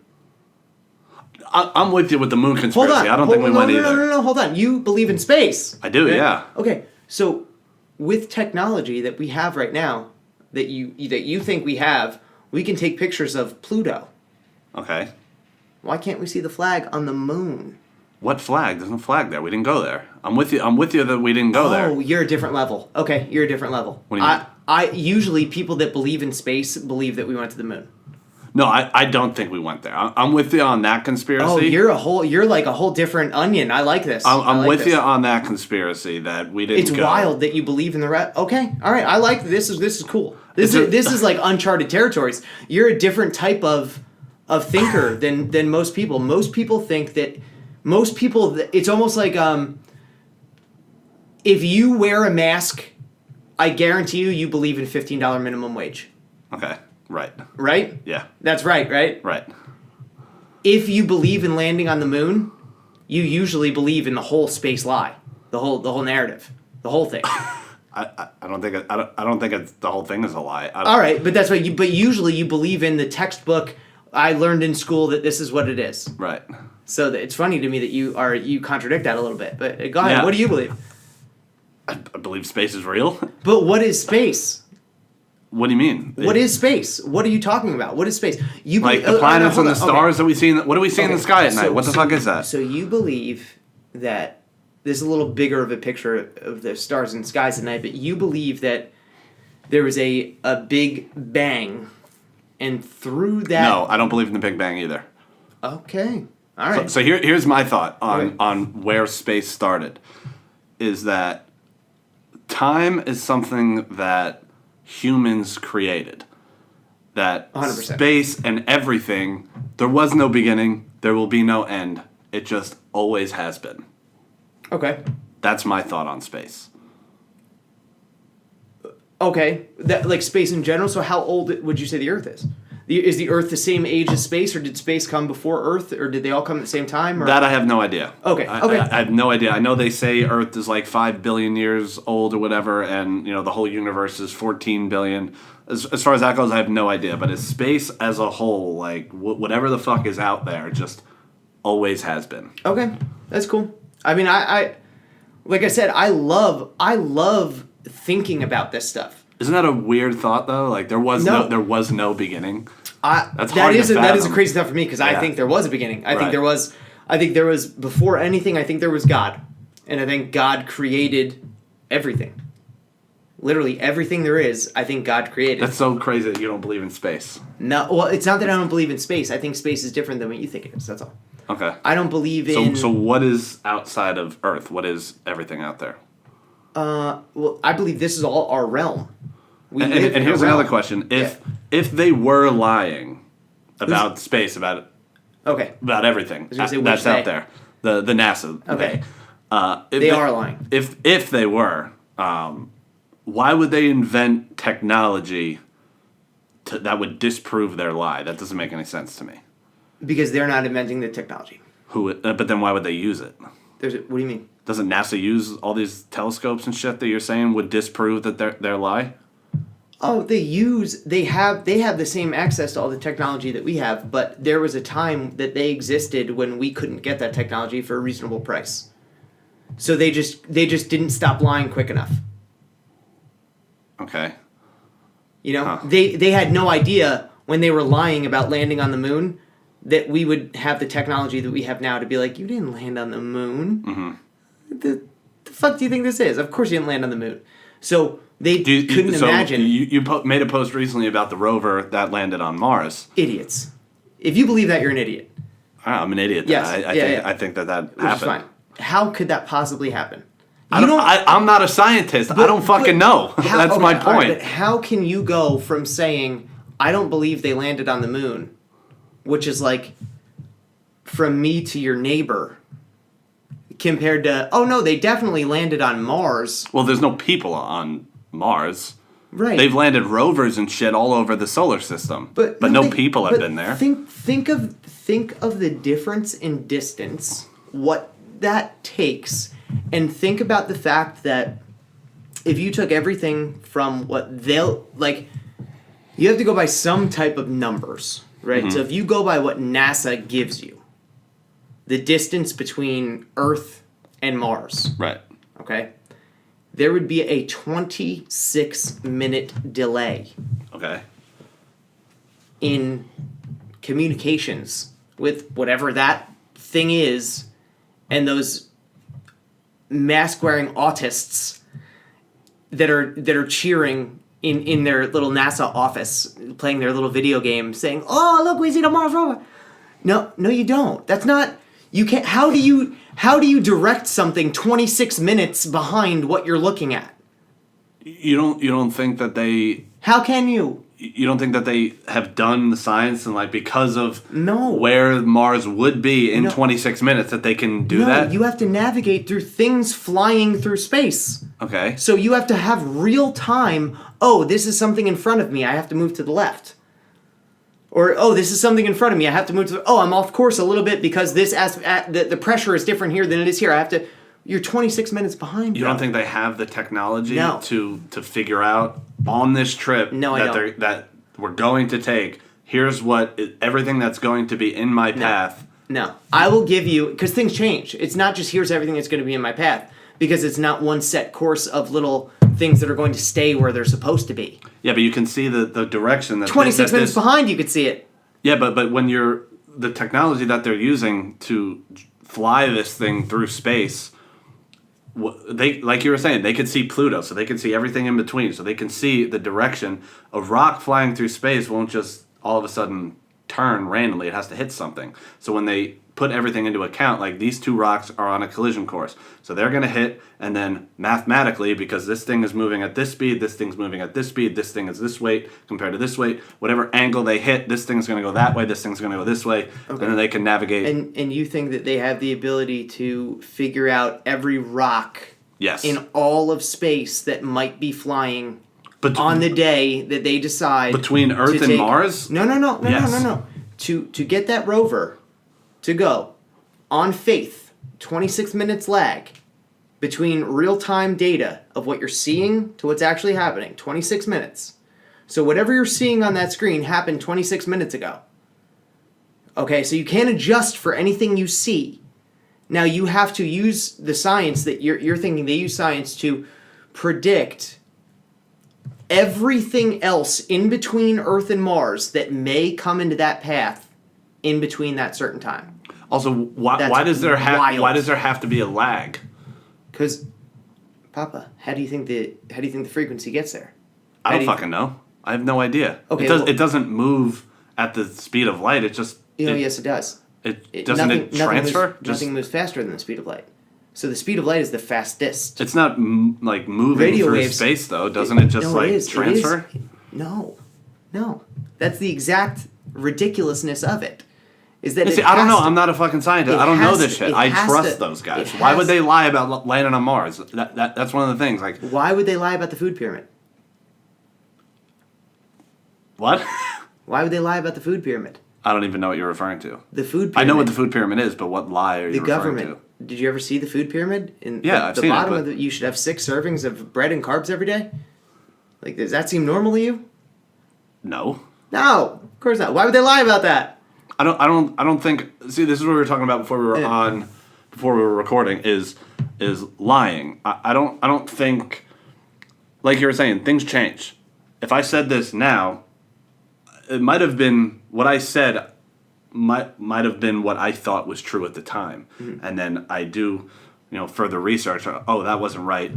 I didn't lie back then. I just was wrong. Oh, I love that point exactly is the way I live my life. My biggest, my literally, like, my biggest thing I'll say about myself is I might be wrong, but I'm never lying.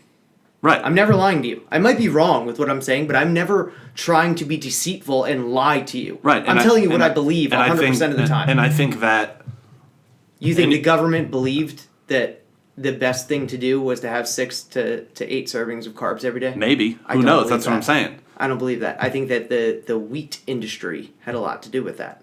Maybe, but Yeah. that goes that's the whole thing with even with the whole COVID thing. As That's another perfect example. I think it's a perfect example for what I'm saying because as at the beginning, they were saying it transfers. Don't wear a mask.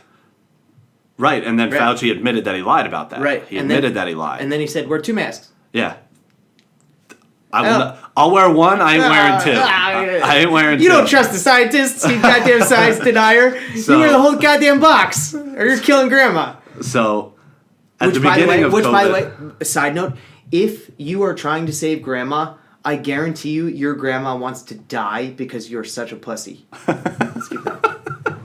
So with the whole COVID thing, I think as they were doing more, as they continue to do more research on this virus, I don't think what they said in April of last year, I'm sure there were some lies, but I think for the most part, what we were witnessing was the scientific, what's the phrase that I'm using for the scientific experiment in real time.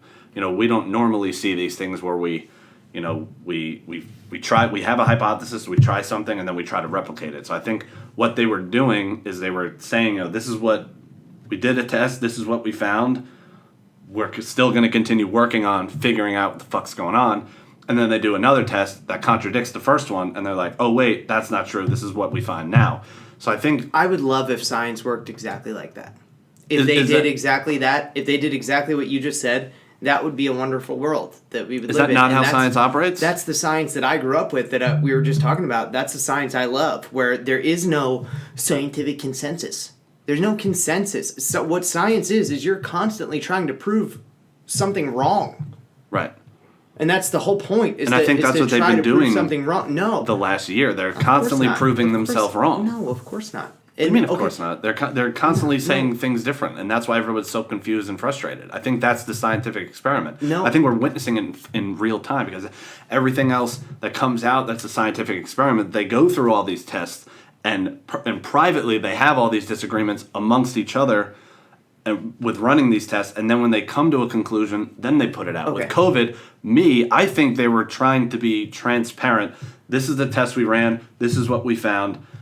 A week later, we ran a different test. We found something different than what we saw last Okay, week. pause That's there. what I think. Okay, pause there. You have that exact sentiment, right? And that I think you're a good person, and I Thank think you. that's what good people believe is that they are trying really hard to help us figure out what's going on here. But they have no idea what's going on, so I think that because they don't know what's going on, they're doing arbitrary things that might be worse than nothing, Right. just to look like they're not doing nothing, Okay. right? Right. So, for example, California and Florida have the same exact tests, have the same exact data, have the same exact information that has come from all of the science. California has chose to keep closed, keep the strictest lockdowns in the country, be the most tight, like authoritarian. We will lock down. That's what we're going to do because that's what the science says. We're saving lives. If it saves one life, I hate that. That makes me want to smack someone in their face when they say, "If it saves one life, go fuck yourself." If it saves one life, what if it saves one life and kills 1,000? 40 other, yeah. Yeah, it's just that's such a stupid fucking sentence. But then you have Florida has the same information as California. Now, the interesting thing between Florida and California, specifically with COVID, is that California has a much younger population. Florida has a much older population. So you would think Florida would be hit much, much harder than California with COVID, specifically because COVID affects older people way worse than younger people. California, science, lockdown. Florida, science, open for the most part. I get annoyed with Floridians that are like, "Oh, we're open." No, you're not. You're not really open either. You guys suck too, just a little bit less than us. Yeah. You know what I mean? Like, they think they're cool because they're like, "Oh, we could go to a restaurant if we want." And I'm like, all right, but the capacity is still, you say that you're open, but the capacity is that of which they could barely pay their staff. Right. So, like, the businesses still aren't doing great, but yes, you have more freedoms than we do in New Jersey. Enjoy them, whatever. Yeah. The only thing that I like better about places like Florida is that we're in New Jersey. I don't wear a mask. I've never worn a mask this entire time. I get dirty looks sometimes, not so much. I'm very confident with not wearing a mask. And I think that helps with the attitude of other people. Because I think that they look at me and they're like, "I'm not even going to start this problem." Rather than someone... Have you had many interactions with people? Not Really? many. Not many at all. Yeah, because I think it's the confidence level. If I was like... And I don't want to say, like, if I was a girl, or if I was, like, a little more nerdy looking, I don't know. I don't know, like, the right person to describe physically, but, like, I conduct myself in public in a way where, like, it would be hard for you to walk up to me and try to criticize me about anything. You know what I mean? Like, it would be hard for you to walk up to me and be like... Reading this shirt, it would be hard for you to come up to me in public and be like, "You shouldn't be wearing that shirt."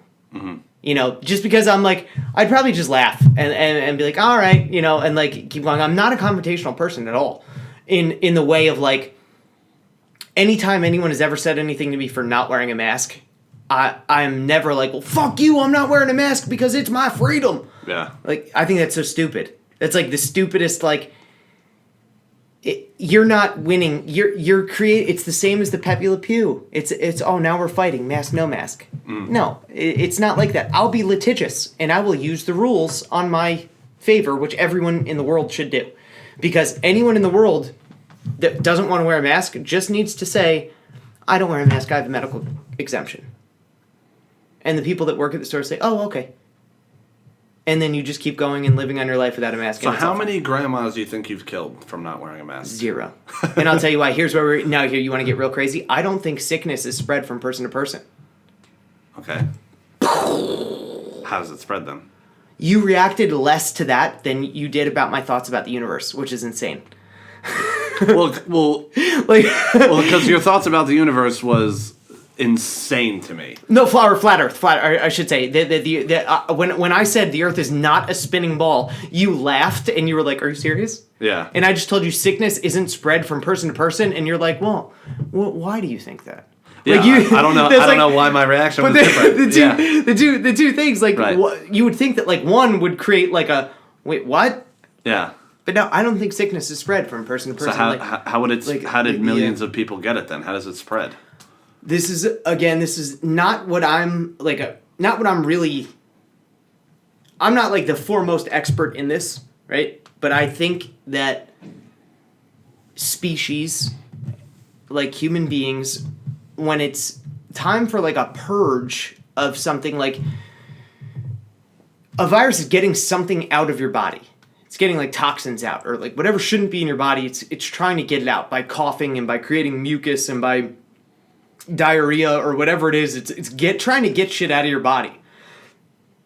And I think that could happen the same way a yawn happens. If I yawn and then you yawn, it's not because you caught my yawn. Mm-hmm.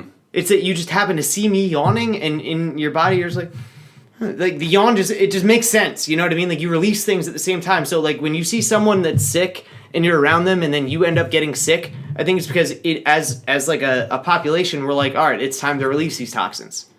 You know what I mean? So everybody is kind of like on the same page, like women that have their period at the same time. It's weird. Weird, right? That's a weird thing. Like, your schedules are completely different, and then if you're best friends for 10 years, all of a sudden you have your periods on the same day? Mm-hmm. That's weird. It is weird. But it's almost like you're kind of adapting to your environment, and you're like, okay, if you have your period, it's okay for me to have my period. So it's like your body's reacting on like a primal level to like what's okay. You know what I mean? Yeah. You're sick. It's okay for me to be sick now. You know, like it's almost like your body reacting to the surrounding that it's in, rather than. And then I think it's also a big part of like your mentality. Like, I don't get sick. Period.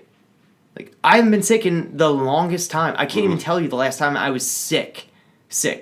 I think I might have been like 21. I'm 33 now. Wow. I think I might have been like 21 and like just going to Brookdale and like trying to figure out how to go to classes. And like I remember like the second week into going to Brookdale, I like couldn't swallow. My my throat was so like closed up. I'm like, what the fuck is going on? So I went to the doctor and he's like, oh, you got tonsillitis. I'm like, all right. And he's like, let's do a blood sample or whatever. He did my blood sample. He's like, oh, you got mono too. And I'm like, all right. What do I do about that? And he's like, well, the mono's like almost gone, and there's really nothing we can do, but the tonsillitis will give you this medicine. And like my only question was like, do they come out? Do they stay in? He's like, no, they stay in now. We changed it. We used to take them out all the time, but like now they do more good than they do bad, so they're gonna stay in. So I was like, okay. And like that was it. And like I didn't even take the medicine that he gave me, and then just kept on keeping on. And it went away in like a couple days, and it was fine. Huh. I'm not like a big sick person. I think that, don't get me wrong, like I think Western medicine is phenomenal. And I think that if I got in a car accident, I would be so happy that the medical world is where it's at. But I think as far as like fixing illness and sick, I think they're horrible. Absolutely horrible. Why is that? There's fat doctors all over the place. There's doctors that don't know anything about being healthy, and they just know what they've learned in books, and I don't think that disqualifies you from being a doctor and knowing what you're talking about. You could know how to. It's like a fat personal trainer, like we were saying before. That doesn't mean that they don't know what they're talking about. They could have done all the work and know what to do, but just not follow their own advice. Correct.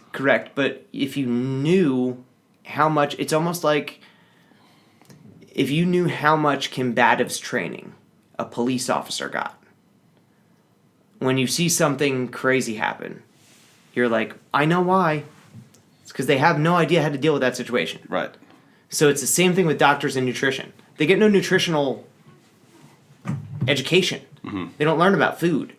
They just learn about when someone is sick, this is how we fix it. Right. So they don't get the preventative aspect. Their idea of a preventative medicine would be like a flu shot. That is one thing that's happened this year. That's one thing that happened this year that is bothering me, where they're doing all this talk about COVID, but they haven't given any sort of press conference or anything about how to keep yourself healthy. Or how the flu disappeared this year? I haven't researched this, but I have an explanation for that, I think. All right.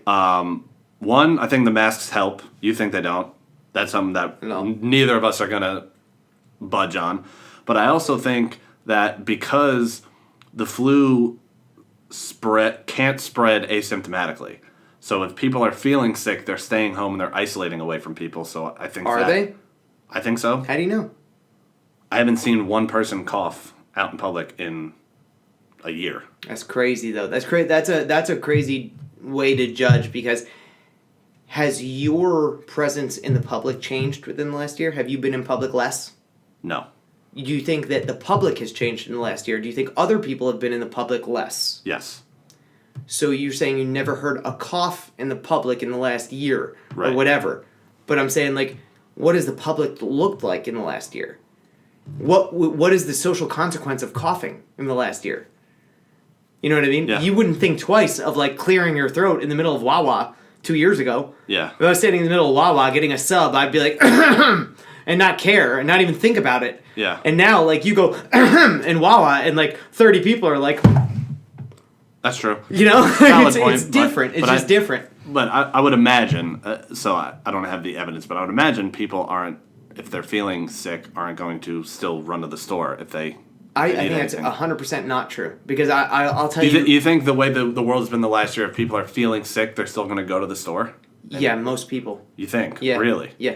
Because I think most people, if they're sick, they're either thinking, I'm just sick, it's not COVID, or they're thinking... Oh, I disagree, because everybody I know has said, I didn't get tested, but I think I had it. Like, I think everybody think they had it. Maybe. But Like, I'm one of those people. I got really fucking sick in April. My girlfriend is a nurse. Another one of your favorite people. Like, you made that noise of my sister being a teacher before. it's only ones that are doing TikTok videos that I get annoyed with. That's not what she's doing. Yeah, I get annoyed with it. So she's a nurse. When COVID first hit, I live with my parents, my sister, and my grandma. My grandma's 80. My parents are getting to 60. My sister has asthma, so they're like all high risk people. And I was. Now, just a side note, I heard asthma was not a high risk for COVID.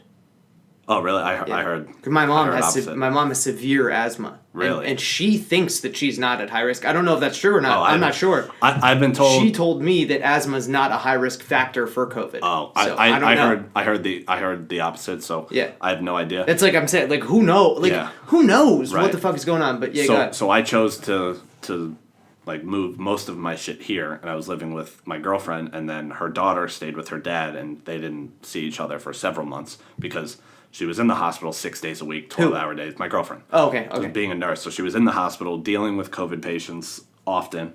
So she was in the COVID ward right. per se. The whole hospital was they turned every unit in the hospital into a COVID unit. Which is insane, The by the entire way. hospital was all COVID positive patients. So no matter, because she's in the float pool, so she's not specific to the ICU or the post op. The float pool is something within the staff that that's Right. where they're assigned. Like Right. if you're in the float pool, you go to wherever you're needed. Right. Okay. Right. Okay. So she was in all the units, and she was only dealing with COVID patients. So I was living with her, and she got it in like March or April. She got it relatively quickly, and then The shutdown was in March last year, right? Right, yeah. So she got at the very beginning of the so-called Right. shutdown pandemic, Yeah. whatever. That was when she got sick.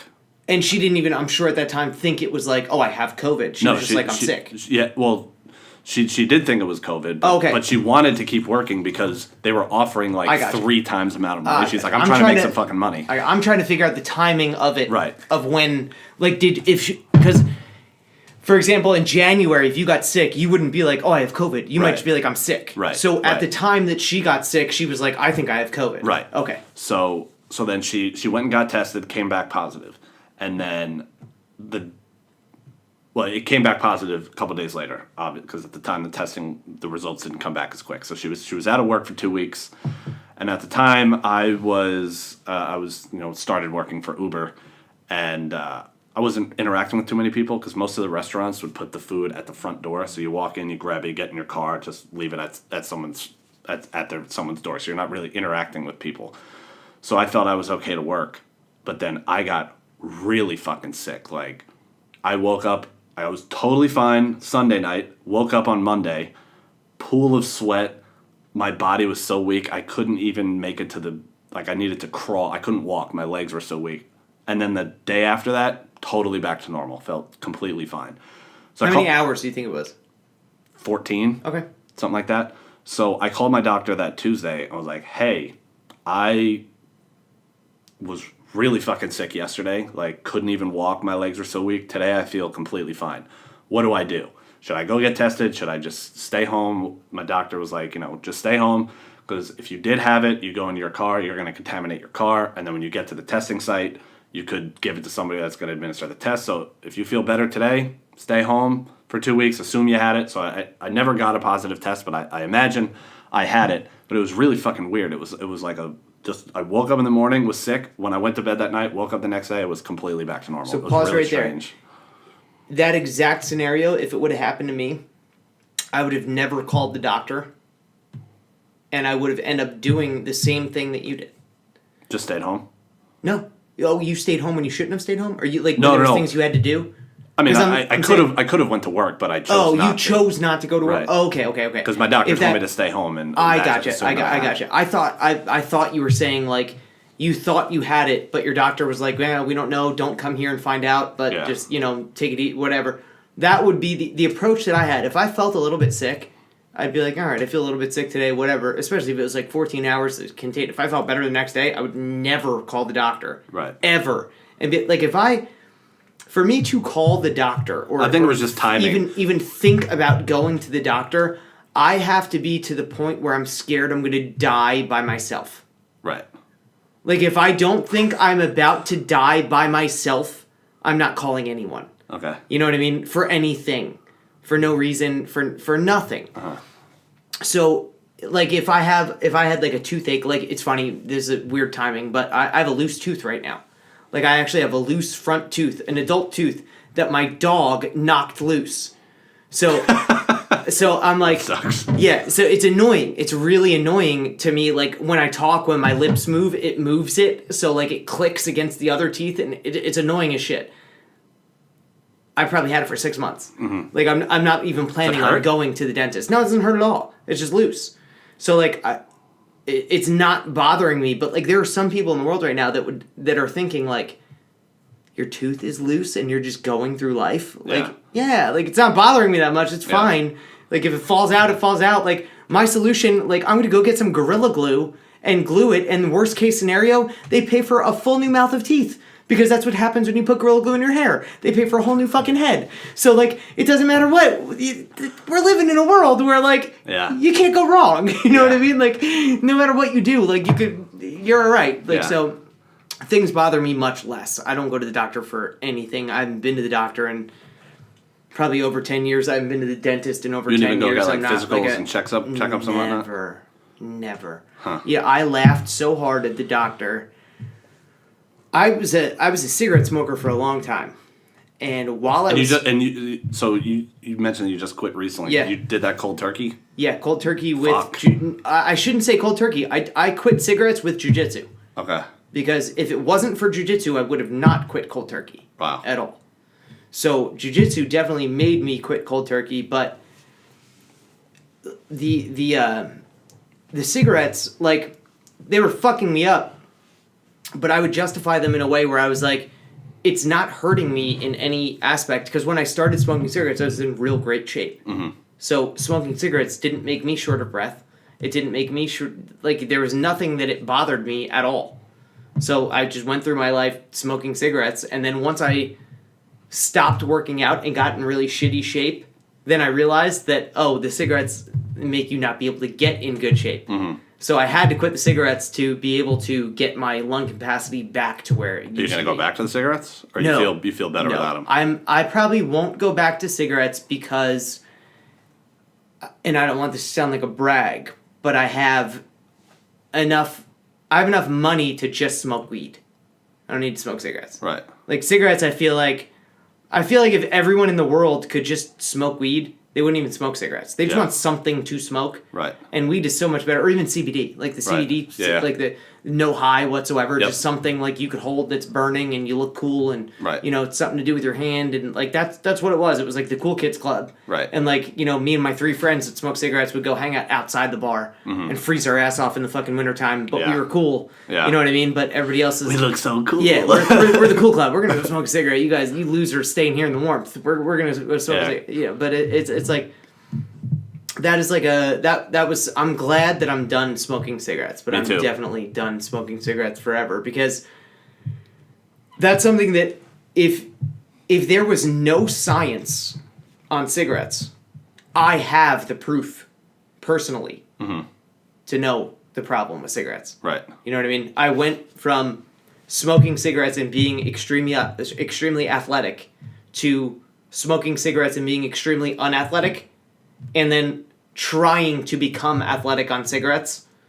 And that's the part where you're like, nope, cigarettes don't work. Right. They're not good, and they're killing me every day. And it's when you, at that point, when you're like, okay, I'm going to go from unhealthy to healthy, and the cigarettes are blocking you, and the easy answer is, I'm just going to stop smoking these cigarettes. It's so easy at that point. Mm-hmm.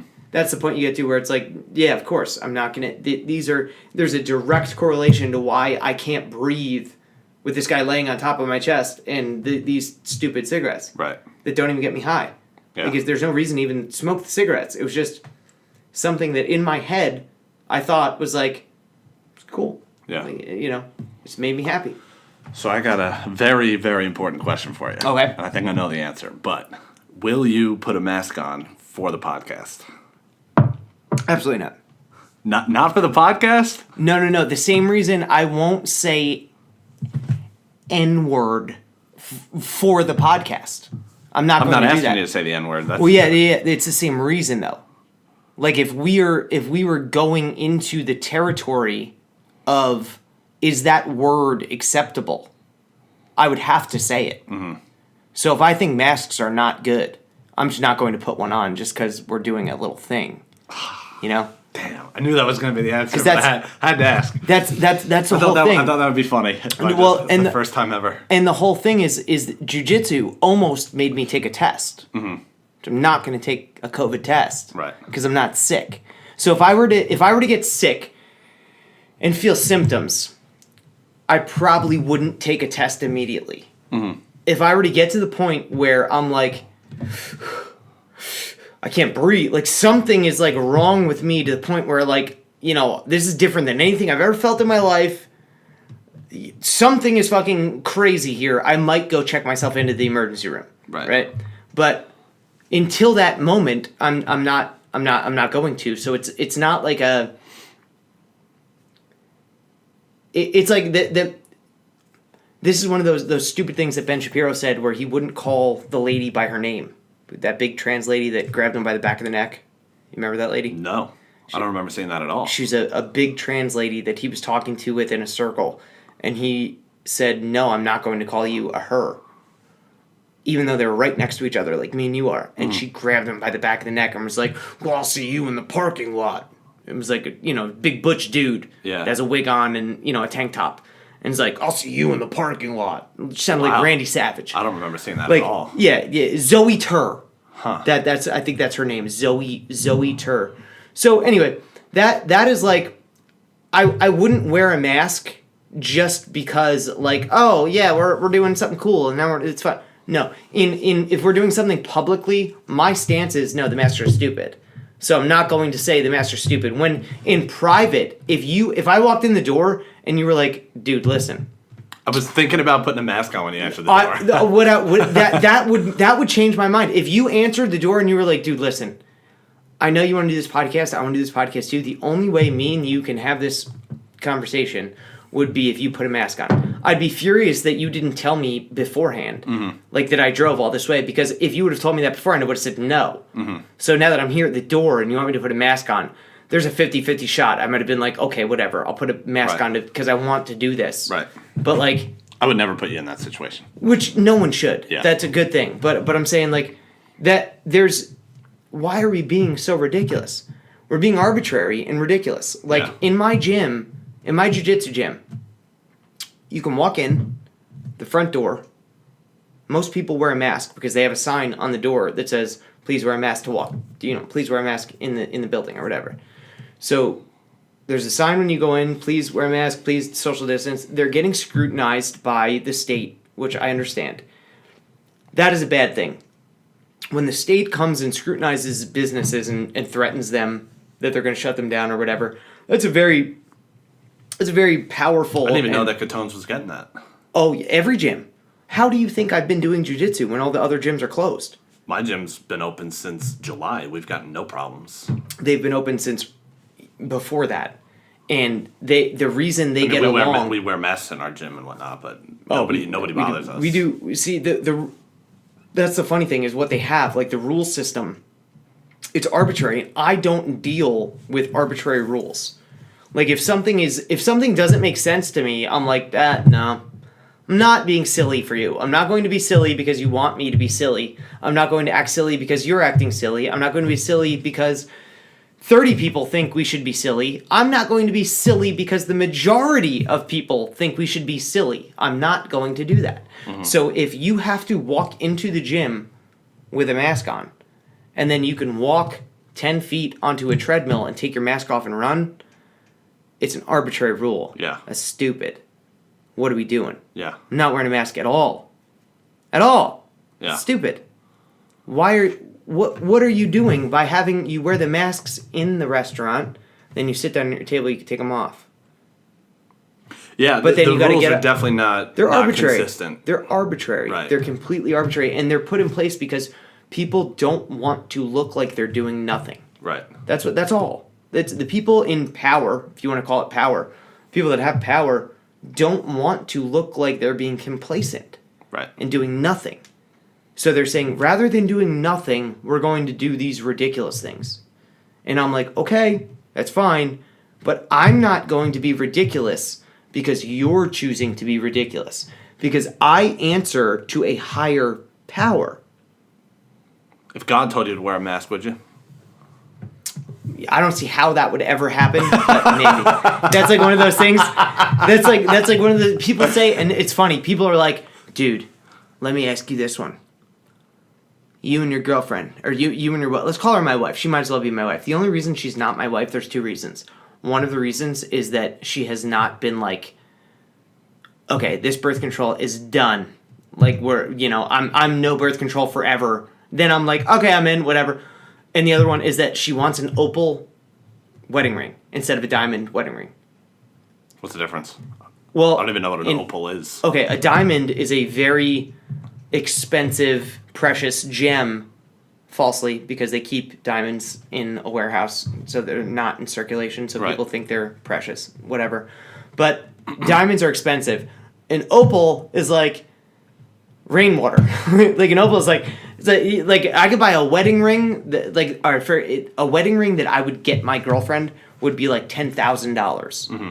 The wedding ring that she wants is like $200. Yeah. So I'm like, all right, I'll get you the shitty wedding ring, but like, I don't know. First of all, I don't know what, like, and I'll send her like pictures of examples of rings, and she's like, that's to this, or that's to that. Mm-hmm. And I'm like, tell me what you want so I can just get the fucking ring. Because I just want to I want to get married, and that's it. How long have you guys been together? 5 years. Four and a little bit. Almost 5 years. Yeah, my girlfriend's the same way with rings. Like, like very specific? Not really specific. She just doesn't want anything expensive. Where she's like, look, it's a fucking ring. I have to take it off when I go to work. Because, like, you can't wear it underneath your gloves or whatever. My girlfriend's so I'm not going to be wearing it all that often. And then I go to the gym. I'm not going to wear it while I'm putting on... Because she fights as well. So we train together. We spar together. We do jiu-jitsu together. I'm going to take it off. Like, I'm never going to be wearing the fucking thing. So why are you going to spend $10,000 on a fucking ring that I'm never going to wear? I'm like... I'll tell you why. That makes sense, but fuck you. I'm getting you a nice ring. Exactly. And I'll tell you why it is. And you don't want to admit it, and most guys don't want to admit it. It's not because of her. It's because of all of her fucking friends. Right. And all of her friends' friends. And all of the other dudes that are going to be looking at her finger. It's all of the judgment that ring creates that has nothing to do with your relationship with your girlfriend. Right. The relationship with your girlfriend that you have is probably beautiful. Yeah. And you don't give a fuck how much the ring cost, but... her one friend is going to be like, oh, cool. Yeah, that's nice. And that snide little petty remark is going to flip the script and then it's going to create some type of, thing in her head that's like, what's wrong with my ring? Yeah. I love the ring and now there's nothing wrong with the ring. But with my girlfriend, I'm like, I'll tell you what, you want an opal ring? I'll buy you an opal ring right now if you want one. Like, I'll get you one right now, but I'm also getting you a big, disgusting diamond that you might not like that much, but at least other people will see and be like, oh, wow. And that's really the only reason. It. Yeah, that's the only reason. Yeah. It's really like, oh, wow. Which at the same time, it's not even for me, which is the joke of the matter, because I don't give a fuck what other people think. Yeah. But I know that she will care if she feels like someone looked at her ring and was like, oh. Right. I don't give a fuck. I don't give a fuck what anybody thinks about anything. You know what I mean? Like, no, there's There's nothing. You couldn't get me to care what you think about me. What you think about me is not even my business. Yeah. At all. Like, I don't care. What you think about me is your business, and whoever you want to talk about me with, that's your business. I don't care at all. But I know my girlfriend's not like that. Yeah. So if I get her a ring, and I know in my head that someone's going to look at that ring and be like, oh, nice ring. And she's going to be like, oh, they were really weird to me when they looked at my ring. Yeah. Why didn't you get me a nicer ring? Yeah, I don't think so. You got to think about all those things at once. A lot goes into it. Yeah. I mean, I get her point where she's like, "Look, I'm never gonna wear the fucking thing. I can't wear it at work. I can't wear it. And I go to the gym. I'm gonna wear it so you can look at it while we're watching a movie on the couch. Like, get her a groove ring, dude. What's that? A groove ring is it's what Michael Chandler wears. That's what he advertises all the time on Instagram and Facebook. It's like silicone with an extra. There's like a million companies that are silicone rings, but the Groove specifically has something inside of the silicone that makes it more durable for like athletes and like a someone that like would break a silicone ring or whatever. But I love Michael Chandler commercials. Yeah. Did you see the one he did with the belt?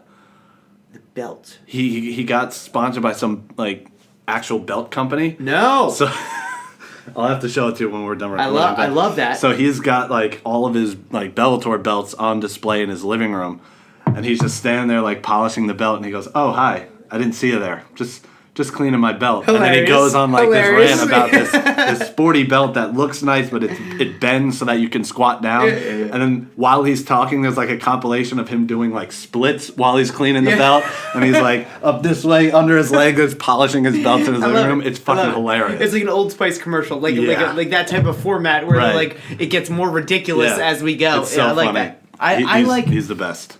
I find a lot of humor in humor.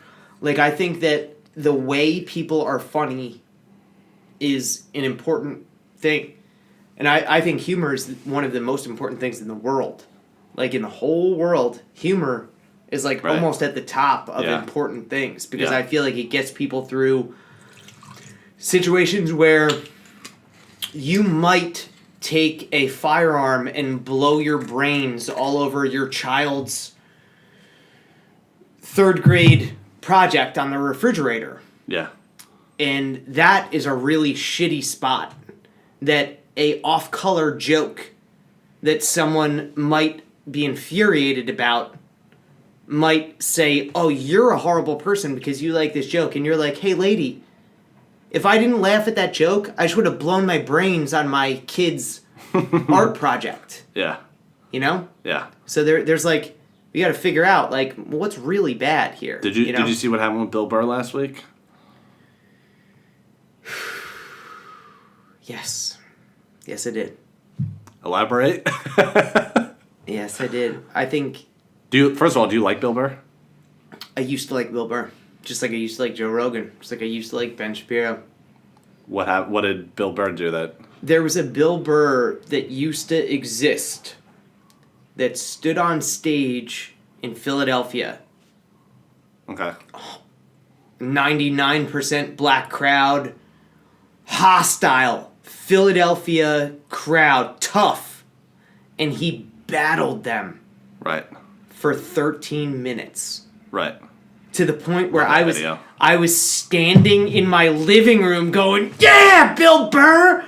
He was crushing it. Yeah. Crushing it. Guy doesn't exist anymore. Now he's a fucking loser. He's a cuck now. He's a cuck. You know what he gets? You know what his reward is for being the funniest comic? What's that? His reward is that he gets to go stand in an empty room and mispronounce foreign names and have no one laugh at him. That's his reward. I don't think that's necessarily a reward. No, it is. That's his reward. That's what he gets for being the funniest. He didn't have to accept that. But he did, because he is that guy. He is the funniest comic operating in acceptable culture. So I don't think he's in acceptable culture because they try to cancel him all the time. No. They go, it's all right. All right, it's all right. He has not swung so hard that they're like, no, sir, no. And he has a black wife, which with every other sentence he says is, and I have a black wife. So I've never heard him say that once. I listen to his podcast twice a week. Every podcast he does, I've never heard him say this. I never listen to his podcast, but I listen to him in public when he's out in public, and he mentions his black wife all the time. I've never heard that once. To me, when I hear him, because I don't listen to his podcast, so I don't have an in-person, like it was just me and him, like I don't have like a very personal Bill Burr experience, but in public, for me, it's like his vocabulary is like noun, verb, I have a black wife. Noun, verb, I have a black wife, and that's how he gets through, like, and stays on top of the Hollywood scene that there is right now. Because to me, like, Kevin Hart, right? Kevin Hart said something that was very true. That dads don't want gay kids. Okay. That's true. Dads don't want gay kids. If they end up with a gay kid, they will accept it. Sometimes. And sometimes they're like, fuck you, get out. They're douchebags, whatever. But dads don't want gay kids. And okay. if you could just understand that and know that that's true, what Kevin Hart said was not crazy. When he was talking about how, like, he said, like, oh, if I had a gay kid, I'd be pissed. And that's what he got canceled. Did he say, like, I would break the dollhouse over his head or something like that? Yeah. And he got canceled. Canceled, quote unquote, for that. What they didn't cancel him. They set him free. They set him free. He doesn't have to stand in a room like Bill Burr by himself and mispronounce foreign names and not have anybody laugh at you and look miserable and humiliating for an hour and a half or 2 hours or however long it was. Kevin Hart broke that curse. He doesn't have to do that anymore. Bill Burr is stuck in hell. He can't be funny. He's not allowed to be funny. If he's too funny, I think he's funny.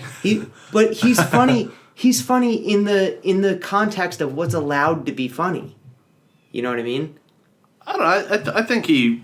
Zach Galifianakis had nigger in his set. Okay. When and was no this? one said a word. Long time ago? No, Obama was around. Okay. It was an Obama joke. It was like about you thinking, man, I can't think of the context of the joke that he said it, but it was like, it was making you think, it was misdirection. It was making you think one thing, and then like he like flipped it the other way, and you're like, that's hilarious. Like, it wasn't a racist joke. Mm-hmm. It wasn't like, oh, that's risky because it's racist. No, it was misdirection. It was making you think one way, and he said the N-word in that direction, and then completely switch things. And no one in Hollywood was like, oh, he's racist. He said that word. Mm-hmm. Because it's the context that you say the word in. You know what I mean? Like, you could be what would be considered racist. You could be hilarious. And someone could be like, oh, that's racist. You're like, all right, loser, whatever.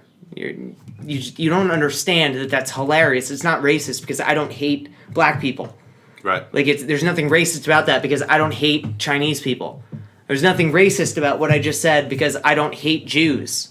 There's nothing wrong with what I just said because I don't hate any of the people, like, as a whole, at all. So, like, if I say something and you're like, oh, that's racist, that makes me think, like, well, wait, what do you think about those people? Why would you think that's... What do you think about those people? Right. You know what I mean? Like, what if I say a joke that has the word nigger in it, but 30 black people in the room... No, when I say 30, I mean, let's say there's a room full of 50 people, right? There's 30 black people, 10 white people, and 5 Puerto Ricans, right? We're in a room. I tell a joke, and I say nigger. All those 30 black people laugh. Mm-hmm. Are the white people going to go over and be like, you can't say that? Right. These black people, that's offensive to them. But they all laughed. Yeah. So, like, what are you saying? That is you know what I mean? That is a big problem these days, that people are getting offended for groups of people that are not offended themselves. Exactly. That's a huge problem. And it's always white people. It's a huge... Malcolm X, like, a big thing with me, I argue with people all the time. I think Martin Luther King was a piece of shit. And I think Malcolm X was awesome. Like, I'm a big Malcolm X fan. You don't like Martin Luther King because he used to fuck his wife in the ass. No, I don't like Martin Luther King because he was gone for weeks at a time and his wife and kids couldn't find him. And he was off in, orgies with dudes and girls and, he was a shitty husband, a shitty father. He was a lot of he was a plagiarist. Like, he plagiarized 3/4 of his dissertation to graduate college. Like, there was a lot of shitty things about Martin Luther King, and I'm like, he's not a good person. But then I also think, like, the FBI specifically targeted him and was like, we're going to fuck with this dude. And in them doing that, I found out that he was a shitty person. But then I'm thinking to myself, like, well, why the fuck were you doing that to him? To the FBI? Right. So I'm like, I don't know who to not like here, but I don't like any one of you. Yeah. You know what I mean? I don't like you. You were a shitty husband. You were a shitty father. I don't like you. You're a shitty authoritarian statist fucking government agency. I don't like any one of you guys. But if I had to pick who I like more, Martin Luther King or the FBI, I'd pick Martin Luther King. The FBI is evil. Mm-hmm. Like, evil. They do way more bad than they do good. Martin Luther King, for the most part, especially how he's remembered, Martin Luther King does so much more good than he did bad in the world. Right. That it's like, I don't care. Like, I care. I don't like him as a person because he cheated on his wife. He banged dudes. He wasn't around for his kids when his kids were like, Daddy, where are you? Like, he wasn't there. That I don't like. I don't like that he was a cheater. Plagiarizing your dissertation is a big deal for me. That's a big thing. College isn't a big deal for me. So this, like, for the people, like, college isn't a big deal for me at all. So your college dissertation is even less of a bigger deal to me at all. That's like a subsection of what you did in college, whatever. I don't give a fuck about your college. I don't give a fuck about your dissertation. But if you cheated on it and then got praised for it, and that's a part of the reason why you're such a famous person now, is because of the cheating that you did, I'm like, well, wait a minute. Like, those weren't even your words in the beginning, and, like, you're a cheater. I don't like you. I don't like a lot of, like, just because he's looked at as, like, oh, he's a hero. Maybe he is, maybe he's not. Whatever. Like, Rosa Parks. Everybody's like, oh, Rosa Parks is a hero. Maybe she was, maybe she wasn't. And I've heard that the lady that everybody calls Rosa Parks wasn't even the first lady that the incident happened with. Like, the incident happened where they were like, hey, can you move your seat? And the lady was like, no, I don't feel like moving my seat. And then they were like, please move your seat. And then she did. And then they redid it for history and had a Rosa Parks where she was like, no, I'm not moving. And that changed history. Like, that's something that, like, that very well might have been made up, where they literally made that up. And that wasn't, like, one person that was like, I will not move. In a brave, like, fighting against, the oppression. That might have never even happened. So, like, that to me, I'm like, all right. Maybe she's really important. Maybe she's not. You know what I mean? Maybe that's just an example that they use to kind of move the needle in the right direction. Even if they made it up, it's a good thing. It could have been made up for good reasons. Right. And there's nothing wrong with that. I've never even heard that be a theory that it was made up. Yeah, I heard she wasn't the first person. I heard the Rosa Parks that we all know about that was, like, interviewed and, like, whatever, wasn't the original lady that the problem occurred with. So, like, it was almost like if you got on a bus and sat down, and then they were like, oh, we're not moving until this lady leaves. And she's like, I'm not fucking leaving. And they were like, no, you really gotta fucking leave, or else whatever. And then she left. Then, like, the whole day went on, and, like, everything was all good. And then, like, 10 years later, they were like, they told this story of this happened, but then instead of her being like, fine, I'll go to the back of the bus, she was like, no! And took her stand.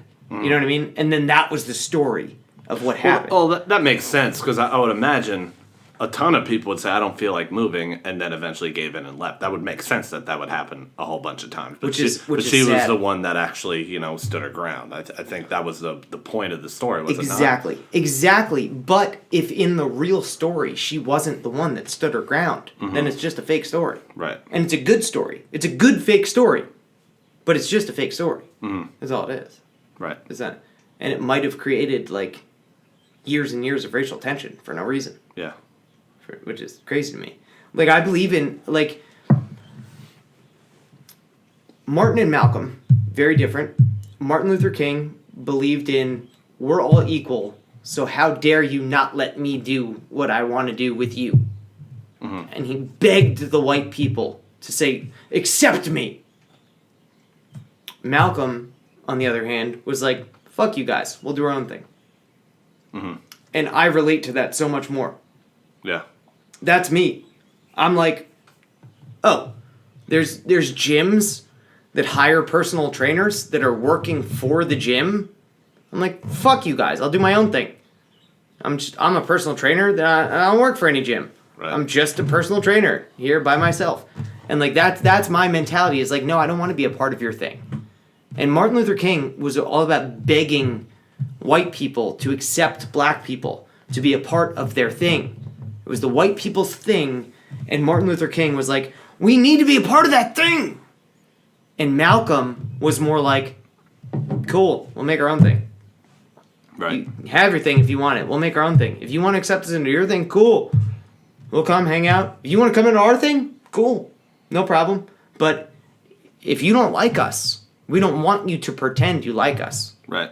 If we want our own thing, and then you can have your own thing, and we'll all be cool. Just don't get in our way. Mm-hmm. Don't stop us.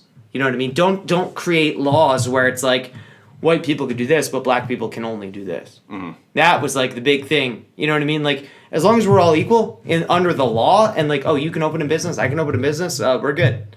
Don't get in my way. Right. If there was something in the way, that was the issue. Mm-hmm. So if it was to get a loan, you had to write on the loan what race you were. So if you had to get a loan, you had to write, oh, white guy lives in this area, whatever. And you had to get a loan, you had to write, oh, black guy lives here, whatever. And the bank's like, oh, no, black guy, you don't get a loan. And the bank's like, oh, white guy, here you go, here's some money. That's racist. Yeah. Like, that's bad. You know what I mean? Like, that is the bad that we want to stop. But if it's just the fact that here's my idea. Okay, we like that idea, you get money. We like that idea, you get money. That's the way to go. Whether it doesn't matter what color you are at all. Right.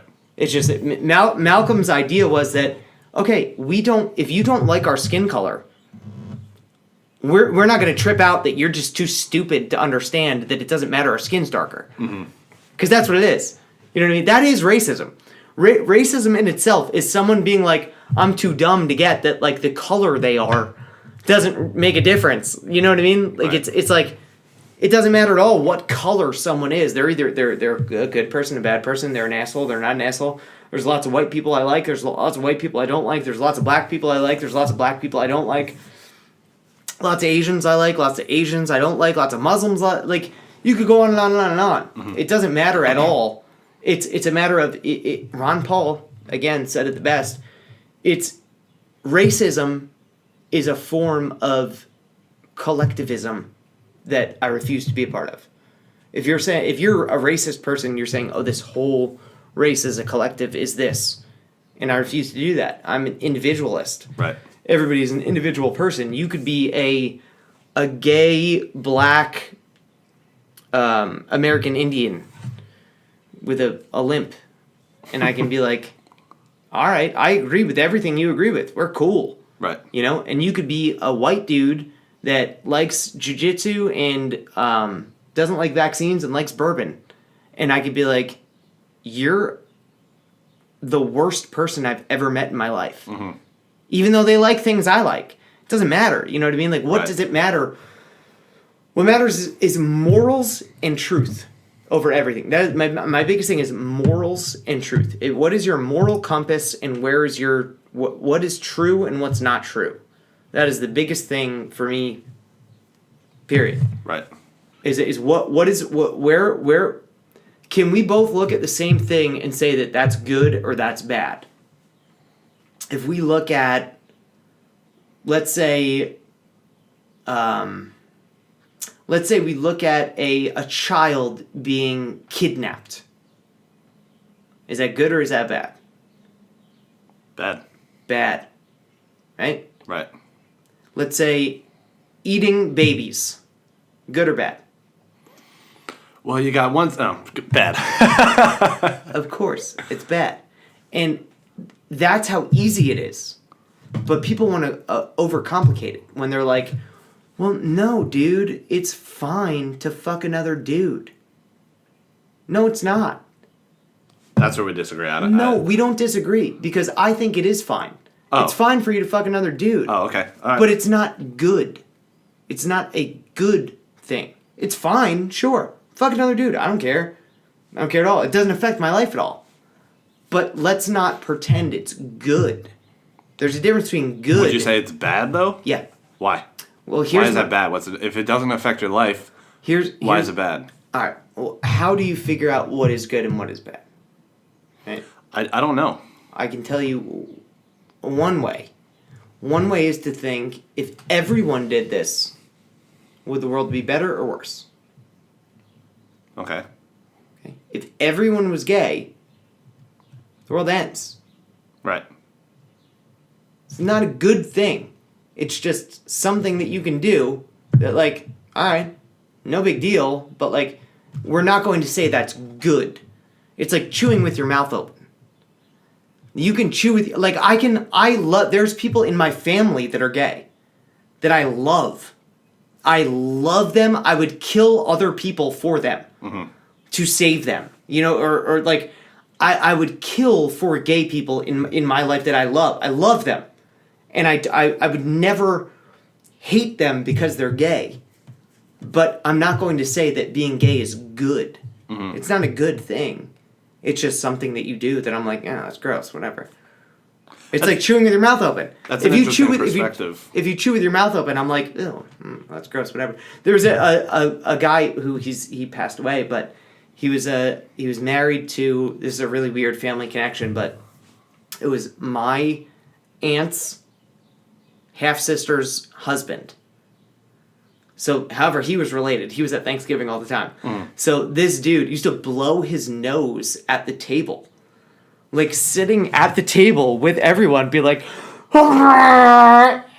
And I'm like, ugh. It would make me want to throw up. And I'm like, that's disgusting. Yeah. I don't love him any less. You know what I mean? Like, if someone broke in the front door and they were about to, throw an axe on his neck, I would help him. Like, I don't hate him at all. That's just gross. That's gross behavior. It's disgusting behavior that you're doing. Blowing your nose at the kitchen table is gross. You're not a bad person, but your behavior is disgusting. Mm-hmm. That's gross. That's what I find being gay to be. Okay. I'm like, you're not a bad person. I don't think you're a bad person. I think your behavior is gross.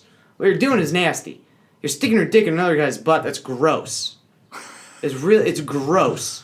But goes back. I love anal sex, man. But do you love anal sex? Yes. Okay, so you would prefer it over regular sex? Yes. You would. Wait a minute. No, wait a minute. You would prefer a dick in your butt rather than your dick in a vagina? Oh, in my butt? No. Oh, but wait a minute. If my dick is going in a girl's butt, I'd much rather it in a girl's butt than in her vagina. No way. 100%. I don't agree with that. I do. It's a fact. It's the way I live, yeah. Because you would... It's my preference. I don't get it, but it's my preference. Well, first of all, you would have to have a girl that is inclined. Which I used to have. My ex-girlfriend was all about it. If you take the spectrum of girls, I don't know. So let's say and make believe it's 50-50. Let's say 50-50. And I would imagine that it's much less than 50% of the girls that enjoy anal sex. Right. I would imagine there might be 1% of girls that are like, I love anal. Mm-hmm. You know? Yeah. So most girls are like that. It doesn't even feel good to them. So they're now doing something for you. Who's, again, I'm not being holier than thou at all. But you're not even their husband. You're not even like the dude that they are going to be with for the rest of their life. They're like, okay, for this random guy, I'm going to be in pain so he can experience a couple seconds of joy. And let's be honest, it's a couple seconds. A couple seconds. All right. It lasts a couple minutes. Give me some credit here, bro. But what I'm saying is that's how degraded your average woman is. And she's like, fine, I'll deal with him hurting me for a couple minutes just so he'll like me. Mm. That's sad. It is pretty sad, It's but a sad world. so I've done a whole bunch of anal. Me too. The random ones that I've done it with, like, Let's be honest. It's not even easy. It's not even like, unless you're dealing with like a porn star or like a girl that's like, anal's my thing. It's not even like you could just be like, let's go, wham, and like start. It's like it's not. It's like a thing in of it. Yeah. It's like a thing in of itself. It's like, what are we doing here? That's what I was thinking. I think, what are we doing here? Yeah. What are we doing? What is this? It's almost like any other like extreme like characterization of like my enjoyment here. Like what are we doing? Like, would I be happy if we were just doing this? Like, if you went to Disney World, would you be happy if you went to Disney World and couldn't drink? I've done that before. It's not as fun. It's not as fun, but it's fun. I'm still happy, but you're still happy. It's not as fun. So if they banned alcohol from Disney World forever, would you still go? Yes. Every year? Yes. 5 times a year? I don't go that often anymore. Okay. I saw that in a recent just post. for financial reasons, but yeah. It would not stop you from doing something you enjoyed. Correct. If they were like, you can't drink here anymore. Correct. That's the same thing with sticking the dick in the butt. If they were like, listen, don't stick the dick in the butt, but you'd be like, all right, I'll still do this. That's why I love my girlfriend. She hates it. She hates the butt stuff. Good. And I put up with it. Yeah. It's being with her is like going to Disney World with no alcohol. Exactly. And you're like, you know what? I still kind of like it here. I'm having fun. Yeah. It's cool. I like this place. I like this place just because I'm here, not because of what I can do here. Right. You know, it's the place itself. It's kind of cool. Yeah. It's kind of cool to have someone that you're like, you know what? I don't know how you guys feel about having kids and raising a family, but in my mind, like, there's something about, I've always been a relationship person. Mm-hmm. I've been since I could remember. I've been like a girl oriented dude my whole life. Mm-hmm. I can't even when I was in kindergarten, I had a girlfriend in kindergarten. When people thought like girlfriends were gross and like girls had cooties, like I had a girlfriend that I was like, I like this girl. Uh-huh. Like, she's cool. And like my reference point was like the music that my dad and mom liked. So like my dad was into Motown and like it was all love music and like music about the like dudes sung to girls. Mm-hmm. That's like what it was. It was like love music. It was like, you know, like My Sherry Amore and like, you know, Stevie Wonder and stuff like that. It was like, it was music about love and like loving. So like that's like the world that I grew up in was like loving girls. So like that's something that I did when I was a kid. My dad was a Golden Gloves boxer and hated all other sports. So like there was no boxing when I was like a kid, like a little kid. So like my dad wasn't into like football and like baseball and soccer and stuff like that. So like I did those things, but it wasn't like I didn't have a big male influence that was like, we're gonna do football now. Now we're gonna do soccer, and here's what you do with football, and here's what you do with soccer. My dad's like a mutt that like no one took care of for 20 years, and he finally, you know, figured it out on his own and ended up an amazing person, but had no guidance. So like when it came to raising a child, how can you raise a child when you don't have a reference point of like what's good to do for a little kid, right? From this time to this time, you know what I mean? Like you have no idea. So it's like, you know, good luck. So like when I was a kid, I did taekwondo, which my dad loved. Mm-hmm. He took that as like boxing. Like his boxing was my taekwondo. Me and him connected on that wavelength, and it was like so easy. So like a son and a dad like connection. Mm-hmm. Super easy, which I'm like a lot of people I think miss with their dad in sports. Like if they're not like, let's say you're a kid and you're into video games and your dad was into football, like he's like, all right, you little fucking nerd. And you're like, you know, he doesn't care about your video games if he was like a football guy. Right. But my dad was like a boxing guy, and I was like, all right, I'll be a taekwondo guy. My dad got out of me as a kid. He enjoyed what I was doing because he related to it. Right. You know, so that was a great thing. Mm-hmm. That was like a really good thing. So that was awesome. he didn't like when I started wrestling, because wrestling, when it came into my life, was something that he never did, and like probably thought was gay. He was like, "Oh, look at those dudes in singlets, you know, like grabbing each other in all types of weird ways, and you know that's gay. That's not combat." What's he feel about jiu-jitsu? Real men, probably the same thing. You know, only now, it's funny, now as an older dude, he sees jiu-jitsu as something that could protect him. Does he train also? No, but he wants to. Like, he would if he didn't have as big of an ego as he had. He has too big of an ego to start doing jiu-jitsu Yeah, now. he'd get fucked up.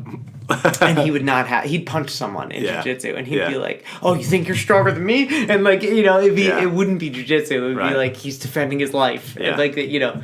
But it's just like it's a different... He doesn't have the same love towards it. But, like... I don't know. He was always like a... He was into what he could connect with, and then once it got out of what he could connect with, it was like he didn't like that so much. Like, he didn't like me wrestling forever. He's not a huge fan of jiu-jitsu, but now, as he's older, he's like... I think he, in his own mind... Like, imagine going from a dude that could fuck people up to a dude that's like, if I get into a physical confrontation here, like, I'm old. Like, I might get fucked up. That's a hard spot to be in life. Yeah, it's a hard pill to swallow. I can't imagine, and I pride myself in being that someone can imagine almost anything. But, like, I can't imagine being in a spot where I'm like, if something bad happened here, that dude might beat me to death. Yeah. Can't imagine that now. Yeah, me neither. You know? But, like, as an old dude, imagine yourself at, like, 80 years old. And you're like, ugh. Still throwing up arm bars. But at 80, like... Yeah, there's not much you can do. I might let you armbar me and then smash you against the ground with that arm. Right. You know what I mean? Like, you're so old and frail that it doesn't matter. Right. It's like, that's the scary part, is being so old and frail that you're like, I don't even know if I can deal with this, whatever's going on. But, like, it's hard. It's hard. Like, getting old is a very difficult thing that I think, like, the more of a savage you make yourself when you're young, the longer you can keep it. You know? Like, if you wait until you're 50 to start getting in shape, you could be in great shape, and you could be in great shape for a while, but not as in good shape as you could be in as if you were in great shape since you were 30 or since you were 20 or your whole life. Yeah. It's a compound effect. You know what I mean? Whatever you put in, it doubles and triples. It's exponential growth. So if you're in really good shape and you're in really good shape for 10 years, it's better to be in really good shape for 20 years. Yeah. You know, it's really good. It's better to be in shape for 40 years of your life, of like, this is like the work that I've put in for this long, rather than someone that started when they're 70 and is like, my doctor said that I'm going to have a heart attack if I don't stop eating red meat. Right. And, like, that's insane to even think of, because, like, red meat's really good for you. But, like, now your doctor's like, if you don't do this, you're going to die. So you're like, fuck, guess I got to change my life. But if your whole life is just great from the beginning, then you never have to change anything. Right. And I think that's what turns in, you see dudes that are, like, 90, and they're, like, as sharp mentally as you are. And you're like, 90. Yeah. How are you still so with it? But they are, because, like, they've never stopped. Right. They never lost a step. Like, right now, me and you are sharp. Like, mentally, we're sharp. Like, we could go back and forth and have, like, an intellectual conversation and volley back and forth and be funny or be serious. And, you know, we're at our prime of, like, mental moving back and forth. But, like, once you hit 80, you expect an 80-year-old to be like, oh, and, like, pat him on the head. Like, you cute old guy. Yeah, you know, you're cute.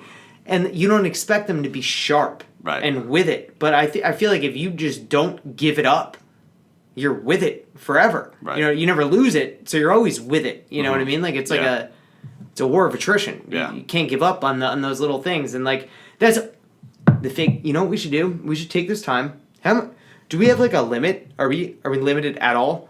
You should that look goes. The card is probably almost full there. The card goes 249. We're at 235, but the audio can keep going if we want to keep going on the audio. You should look at some of the the questions that we had from Facebook. Oh, because yeah. there was things on there that I saw that I was like, oh, that's a good one, that's a good one, that's a good one. There was... And there's one that whatever we were just talking about made me think of. And I was like, that's a good idea. All right, so... I want to say maybe Benny from the Block was the one that suggested one of these.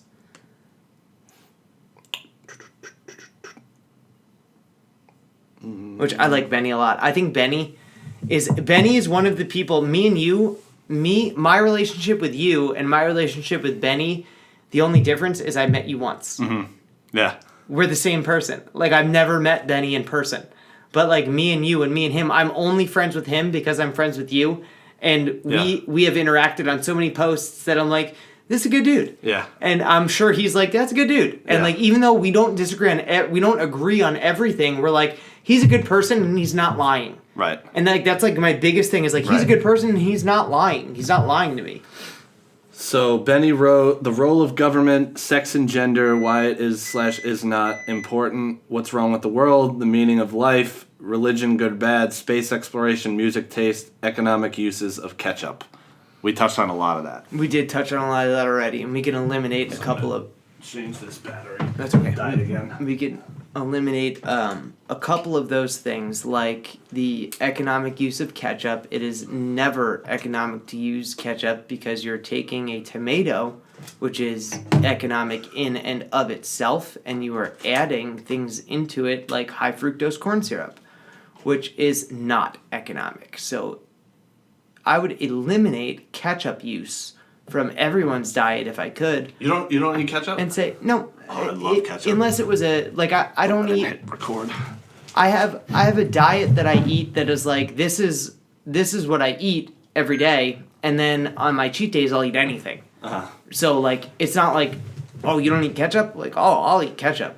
I'll eat a human if it tastes good on my cheat day. Like, I'll eat anything. You know what I mean? Like, I want to try human meat, to be honest. they say it tastes a lot like pigs. Really? Pork, yeah, love pork it and then. human are supposed to take almost like if you talk to, there's cultures in the world that eat human meat, and they say that it tastes a lot like pork.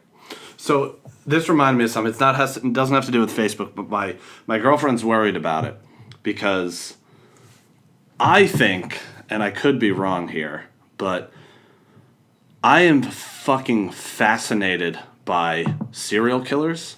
I love watching the documentaries. They're fascinating, and I think it's because I've had so many murderous thoughts that have crossed in my brain that I'm almost jealous that they get to they're so free that because I have a feeling that everybody wants to know what it feels like to actually end someone's life and to fucking kill somebody. Yeah. And so I think it almost comes from a form of jealousy where I'm jealous these people are so free that they can go out and do that. Do you feel that? Do you want to fucking kill somebody someday? Not like go out and kill a random person. I know exactly what you're talking about. Like if somebody breaks into my house and I can physically beat that person to death, I would love that. I know exactly what you're talking about, and I will say I would love that as well. Thank you. I have daydreams of walking out of my door and seeing someone hanging half in and half out of my car, like trying to like rob something in my car or like whatever. I have dreams about someone breaking into my house and the things that I would do to them. Like, me too. Like the in-depth, like I'm talking about graphic interpretations of what I would do to someone that broke into my house. But then I'm like, well, I don't want to do that to anyone. Right. I don't want to be a violent person at all. I have visions of having to be violent. Mm-hmm. If I have to be violent, I will be more violent than you, and it's going to hurt you a lot more than it hurts me, and it's going to end as quickly as I could possibly get it to end. Yeah. You know what I mean? It's not like a scenario where I'm trying to torture you to get information. If you break into my house, which I've had someone break into my house before. Really? I never told you that? No. My ex, this is a crazy story.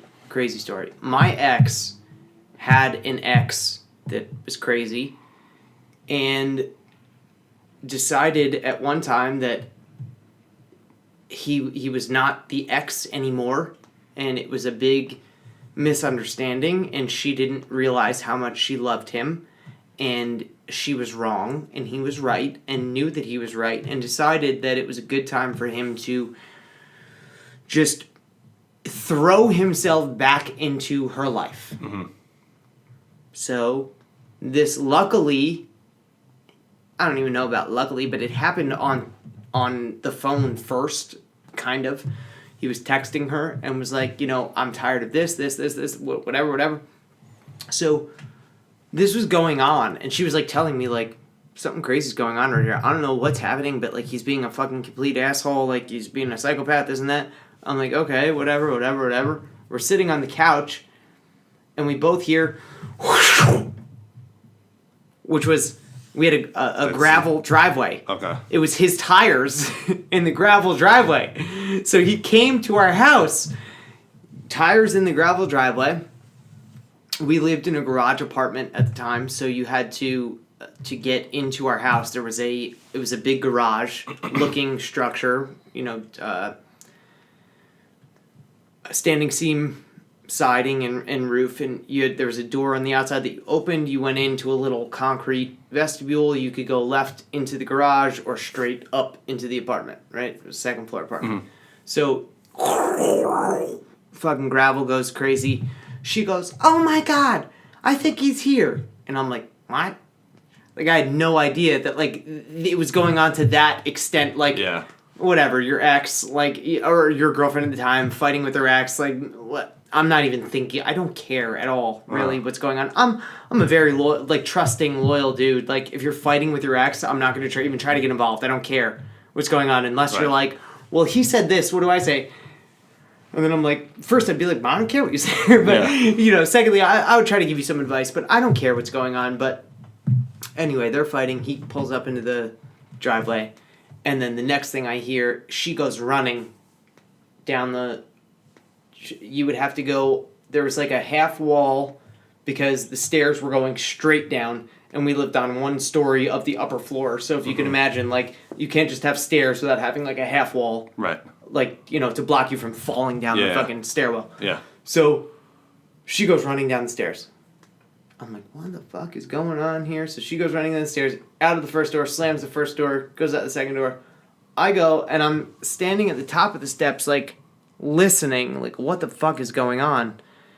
And I hear them, like, kind of arguing with each other, and then I hear him saying, "I'm going in there." And I'm like, what? Coming in here? In here with me? So I'm like, all right. So I'm, like, listening. And then, like, I hear, like, a struggle, and then the outside door opens. The inside door is closed, like I said. So, like, if the outside door opens and they come in, now they're in a little rectangle vestibule, concrete floor, wall on one side, door on the other side, door on the other side, door on the other side. So it's 3 doors and a wall. Mm-hmm. They're in that little vestibule area. If you get in the one door, you're going up the stairs into our apartment. If you're going through the other door, you're in the garage. The other door is the door to get in. Mm-hmm. So he smashes through, or I'm sorry, the outside door is open because she went out it. So she went out the outside door and it was open. He opens that outside door. So now the both of them, my girlfriend at the time and her ex, are in that little vestibule arguing with each other. I'm at the top of the stairs thinking, should I go down there and beat the shit out of this dude? Or is, like, this a bad scenario that, like, my girlfriend's going to just be like, get out of here. And then he's going to get out of here. Because I didn't know that he broke in the door yet or whatever. So next thing I see, the door to the inside, which is right at the bottom of the stairs, busts open with him, and I see my girlfriend at the time was sitting on the floor, like the concrete floor, with her back against the drywall, like he knocked her down, like she was sitting on the floor, and the door busted open, and he was standing up, about to, like, run up the stairs, right? So I see that from the top of the stairs. I see her sitting down, and him standing up, and him about to run up the stairs. He looked at me, and he had, like, fucking crazy in his eyes. So, he's yelling at me. He runs up the stairs. As he's running up the stairs, I'm at the top of the stairs, and I'm like, I don't know what to do here. Do I like missile drop kick him? Do I like jump down like half of the stairs and like Jackie Chan kick him down the stairs? So I'm like, all right. I just got off work, so I have like work boots on. I have jeans, like regular clothes. Like I'm just dressed like normal. So he's coming up the stairs. I'm like, all right, I'm gonna kick this dude in his fucking face if he gets too close. So I feel like Chael Sonnen with fucking Vanderlei Silva when he's like, I can't let you get close. I'm like, I can't let him get close. So if he gets too close, I'm gonna fucking kick him in his face. So he comes barreling up the stairs. I'm standing at the top of the stairs. I grab the fucking handrail on one side and the top of the little ledge on the other side. Lean back and I go, boom! And I kicked him in his face. Hard as a motherfucker. This is Sparta. He goes, yeah, exactly like that. He goes half unconscious. He's like his eyes are all going like screwy. His mouth is all like everything is all screwed up, and his face is like for like 3 seconds, and then he like gets his shit together. And I was like standing there, and I was like, is he gonna fall? Is he not gonna fall? Like, what's going on here? What's going on? Do I kick him again? And then he like gains his like composure, and then dives at me. So I'm like, shit. So he dove at me and grabbed me around the waist, and we fell like he shot like a shitty double leg. So his head was on one side, and his arm was on one side, his arm was on the other side, and I just got him in a guillotine, a no-arm guillotine, choked the shit out of him. About halfway through, my girlfriend at the time had come back up the stairs and was like standing in like the little living room area while I'm choking him, and he's like, I can't breathe. I can't breathe.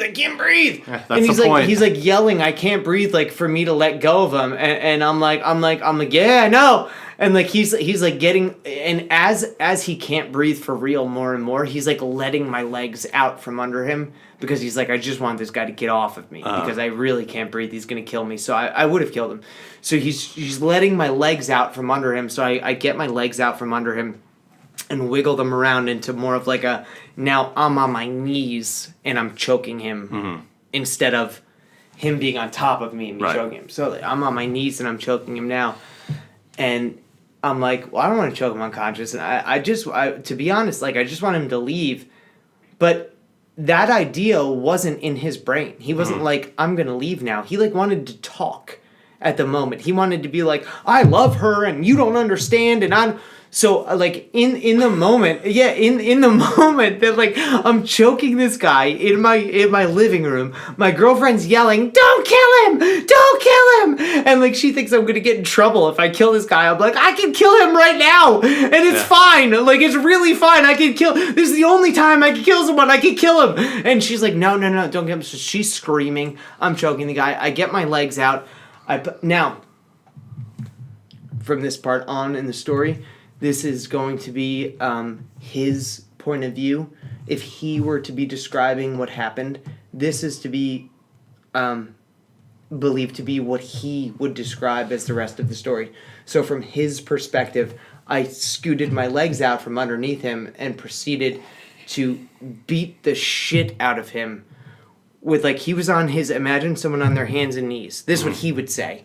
He would say that if he was on his hands and knees, that I was punching him in the face and kicking him in the face, and I might have picked him up and slammed him into a thing. There was the water bottles, like a little area of water bottles sitting on the wall, and he would say that I threw him on top of the water bottles and elbowed him in the face over and over and over again, and it cut him all up, and he was cut up and bleeding. He would say that to you if you were to ask him, and then he would tell you that I grabbed him and I threw him down the stairs, and we went back outside and ended up getting to his car, and I ended up slamming his head in the car door before he got into his car and left. That's what he would say. Mm-hmm. That didn't happen. Okay. For sure, did not happen. From my perspective... We'll have to get him on the podcast, tell his side of the story. From my perspective, what happened is after he attacked me and I defended myself, I got up and said, hey, dude, I'm done here. You should leave. And that fat motherfucker tripped down the stairs and then ended up leaving, and that's where we're at. But that was many years ago, and I don't know if the statute of limitations have exceeded limitations, so we're going to stick with that. That's allegedly. That allegedly happened. Yeah. Yeah. You want to say his name? Want to give him a shout out? It was a disgusting, fat, greasy Greek motherfucker that used to have a restaurant in Asbury, and that's all I'll say. If you're watching, motherfucker. Fuck you, dude. But yeah, no, that's how I think everyone should defend their home, and you know there should never be an opportunity for someone to come and you know beat you up in your house. That's why I think that the gun laws are so important and guns are so important, and everybody should have a gun. And what they're doing right now with gun laws are crazy, and they're making it seem like there's a big problem in the world with guns, and there's not. There's not a problem in America with guns, and there's not a gun violence problem, and there's not a school shooting problem, there's not a mass shooting problem. There are no problems with guns at all. There's a mental health problem. There is a mental health problem, yeah, for sure. Yeah. But that has nothing to do with guns. Yeah, I mean, I'm relatively pro-gun. I don't trust myself with a gun. Why? Because You trust yourself with the ability to kill anyone with your hands. Right, but a gun can also kill me, and that's my problem. So can a T-shirt. Yeah, but So can a bottle of any pill that would kill you. right. So could a bottle of Jack Daniels. If you drank a whole bottle of Jack Daniels, you could kill yourself as well. No, I understand all that. Just I have severe mental health problems. I have, diagnosed depression and anxiety. I've attempted suicide before. If I were to own a gun, for sure, it'd be lights out quickly. I disagree. And I'll only say I disagree because how did you try, when you say you attempted suicide, how did you attempt it? Well, I kind of did a pussy thing. So I was in college. I got really fucking drunk, and then I went and slept on a railroad, hoping that a train would come by and hit me in the middle of the night. All right. Woke up, it didn't. So I kind of was attempting to put it on somebody else, where like the train conductor would then try to take the pussy way out. But I've heard that exact type of logic where I've heard someone say, I've been driving before on a highway, and I've closed my eyes, and I've kept my eyes closed, and I've closed them, and just waited to fucking hit something. You're on a major highway. And your fucking eyes are closed. You have no idea where they're going to hit something. And they say they open their eyes and, either they were just fine or, either they opened their eyes and, swerved or whatever. I don't think that... Yeah, I don't think you're trying to kill yourself. I really don't.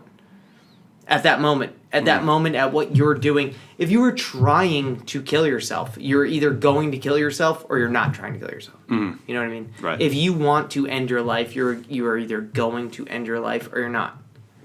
And if you're not, I'm glad you're not. And I'm not saying that you're just fine and you're faking, I'm not saying you want attention and that's why you're trying to kill yourself. But I'm saying you don't actually want to kill yourself. Right. What you want is help. Right. You want the help, and you think the only way you can get it is by either showing you I'm this serious or actually going through with it, so then in hopes you take someone else that serious when it happens to them. Right. So when you see this pattern of, well, he did this, and then he took his life. Or he did this, and then this, and then this, and then he took his life. So we could find it in this state. So it doesn't get to this, and then this, and then this, and then he took his life.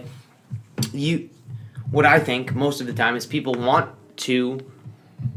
they want attention, and they want help, and they need help, and they don't know what to do, and they need someone to help them.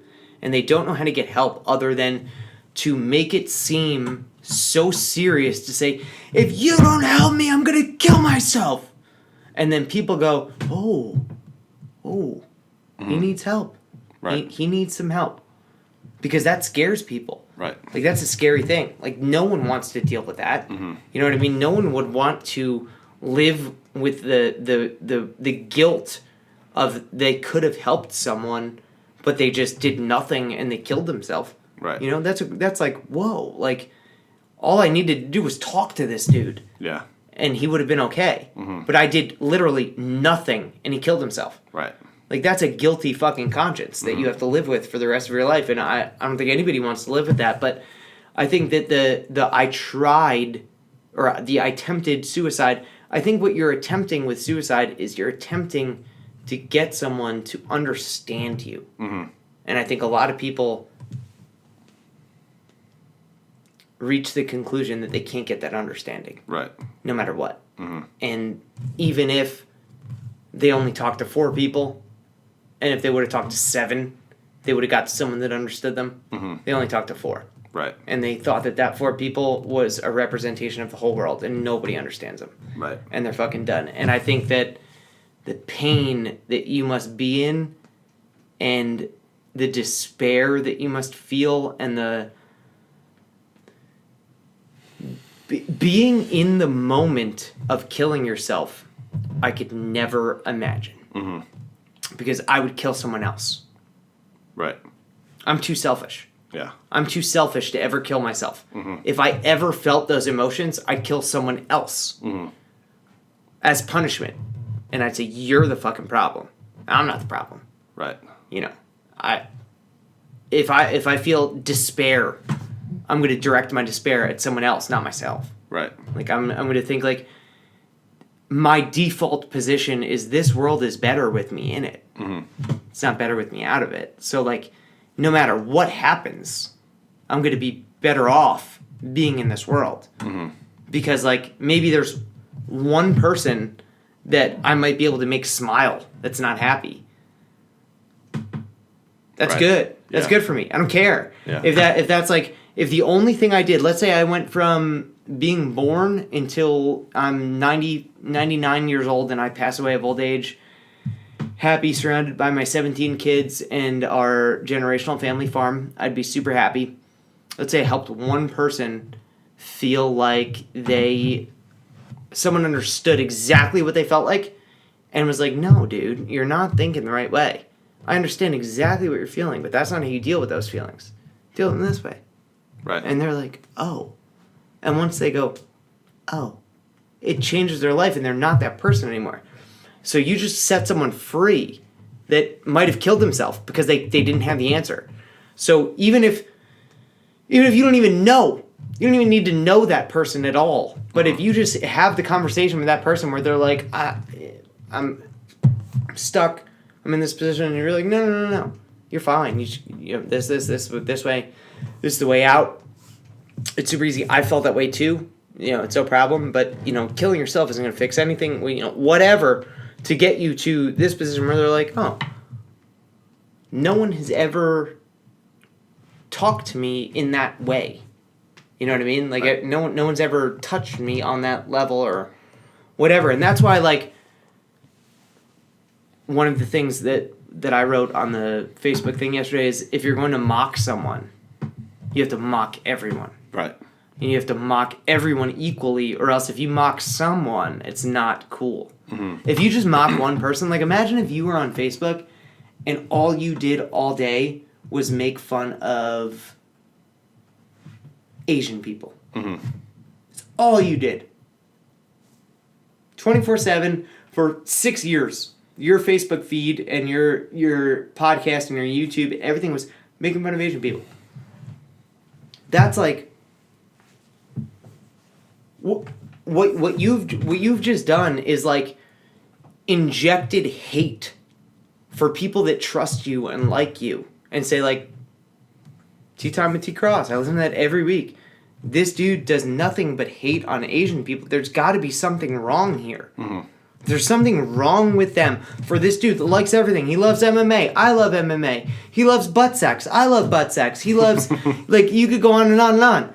But then they're like, oh, he hates fucking Asians. I hate Asians. Fuck Asians. And then you get some kid punching some old Asian person in the face. Right. And you're like, well, that's not what I intended at all. Yeah.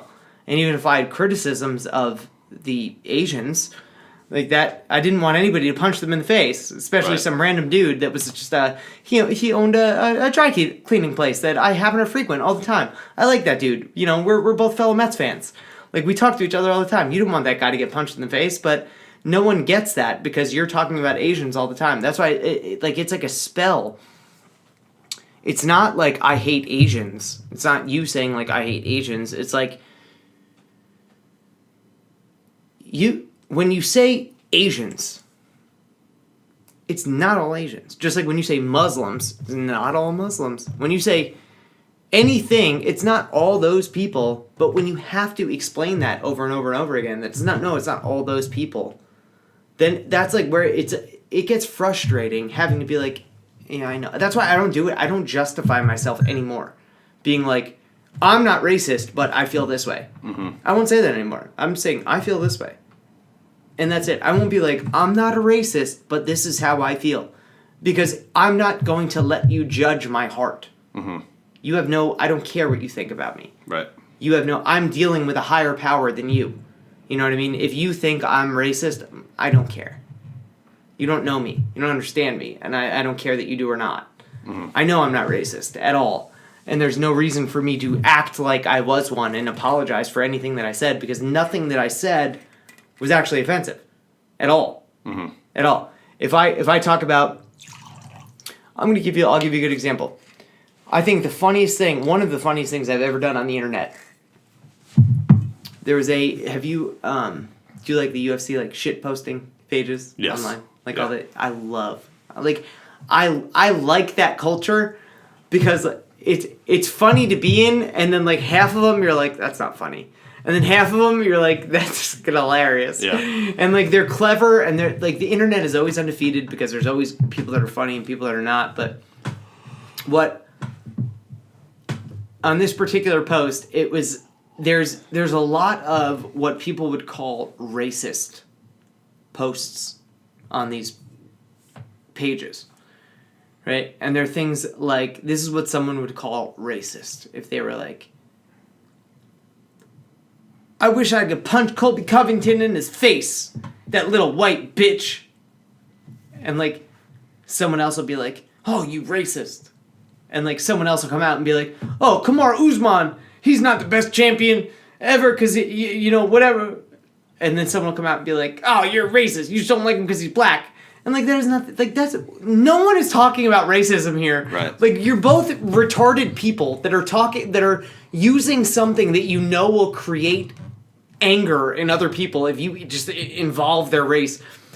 It doesn't matter at all in this situation. You know what I mean? So one of the funny things that they posted on this page was like, somebody posted, black people hold all the championships in all the physical sports. So to me, that's hilarious. I laugh at that. Like, when I read that, like, my default, I read something like that, and I'm like, that's funny to me. And I'm like, all right, let me think of, I'm like, in my brain, I'm like, no, let me think of the 10 that they don't. You know what I mean? Yeah. But not then, in cricket, motherfucker. Yeah, exactly. And then I'm thinking of even funnier would be if I went to like a joke form of a stereotypical, like, what are most people going to attack this with? And that's the low vibration. Like, what are most people going to make a joke out of, right? So I'm thinking in my head, I'm like, okay, physical black people championship. And I'm like, all right. I'm like, good thing we're not counting monogamy. So I type that, boom, send it. And then I'm thinking to myself, I'm like, that was pretty low vibration. I bet you a lot of other people came up with that same joke. So I look through the other comments. Because when I comment on something, I never look at the other comments first. Mm-hmm. And then see if what I said was different than what everyone else is saying. I always like to just shoot my comment off and then see what's up. So I commented that, and then I look back and I'm like, oh, everyone is going after the low vibration. Mm-hmm. Everybody's like, oh, good thing being married isn't a physical. Oh, good thing having a two-parent household isn't a single. Oh, good thing liking chicken and watermelon isn't a... It was all like the stereotypical, like, low vibration, not so funny things that are like, yes, this is racial. Yes, oh, haha. You know what I mean? It's like a good one. Haha. Like, it's that type of funny. So I'm like, shit, I'm an asshole. This is all low vibration. This isn't... They all thought of that. This wasn't that funny. So I was about to delete it. So no one was like, someone else said that. And then, thank God, some dude, this guy was like, black dude, handsome black dude, married to smoking hot white chick, and I'm like, all right. I looked at his profile picture before I read what he said, so I'm like, oh, okay. And all he commented was an AC Slater gif of AC Slater coming down the stairs and going like this, stupid. So I was laughing. Because that's funny. So I'm like, oh, that's funny. That's funny. So it's AC Slater coming down the stairs and he stops and he's like, stupid. Yeah. So in my head, I'm like, all right, baby, let's circle the wagons. We can be funny now. Yeah. Because what I originally said, I thought was funny, but everyone else was trying to be that type of funny. So I'm like, all right, it's not that funny. So I'm like, all right, now we got something. So I didn't delete. I hit edit on Facebook. You know how you can edit a comment? Right. So I commented. He commented in return that gif of AC Slater coming down the stairs and going, stupid. Uh-huh. So I edited my comment to say, hey, if there's anyone in the world named whatever his name was, comment a gif of AC Slater running down the stairs and saying stupid ... if you're gay. So I edited feature I edited to say that, and then under it I wrote, whoa, that's crazy. And then he commented back. Really good. He commented back, best comeback ever, like with exclamation points and crying, laughing faces. And I was like, yes, this is how the internet works. That's how it's supposed to work. Yeah. You know what I mean? Like that's fucking awesome. That's hilarious. I called him gay, like, but that's funny. Like that's funny no matter how you slice it. Like that's funny. Some people will look at that and be like, it's not funny. You were wrong. You were wrong for what you originally said, even though you deleted it. And I'm like, all right, okay. If that's how you feel. Fuck him. All right, but like that's low vibration type of energy. Where like, okay, you think Pepe Le Pew, oh, good bad. That's low vibration. Why are we talking about Pepe Le Pew? It's fine. It's no big deal. No big deal at all. There's no reason to be arguing about that. There's no reason to be arguing about anything. The reason they want us to argue is because they don't want us to build solid communities, which is what that's my dream in life is to open I want to build a church that mimics exactly how I feel about Christianity. So all the good things that I feel, all the good, like, positive feelings that I feel it would have, and all the shitty things that I don't like about other churches that exist now wouldn't be there. So it would just be a cool place where people that think like I think could come, enjoy their religion, worship, do whatever. Like, a Muslim could come, a Jew could come, it doesn't matter. Like, anyone could come to my place of worship, my church that I built, and be like, you know what, I like it here just because people are positive. People are positive all the time, and they give me a good message, and it makes me have hope in the world. Right. And, like, that would be a good place for people to be. And off of that place, like, I have an organization that I want to start, and you'll get this with jiu-jitsu. Before you start doing jiu-jitsu, before you start a round, what do? Slap hands and knuckles? How do people normally say that? I don't know what you mean.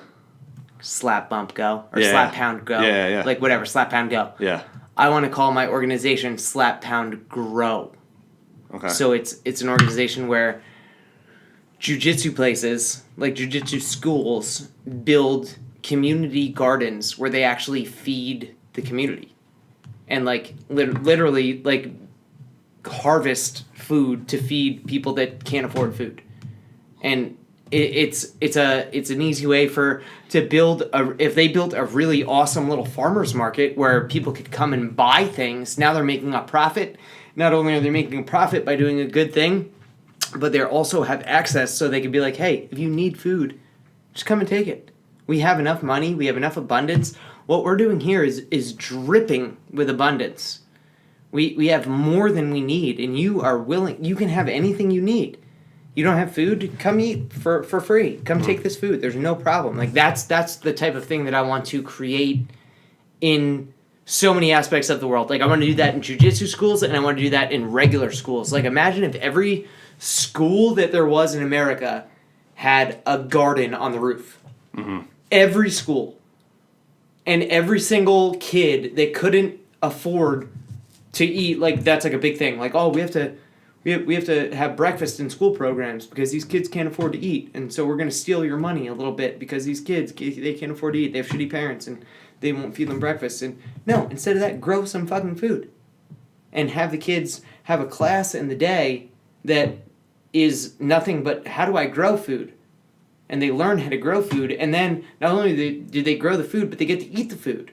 So they have a free breakfast that they grew themselves. It's free. You buy a little packet of seeds, you get food for life.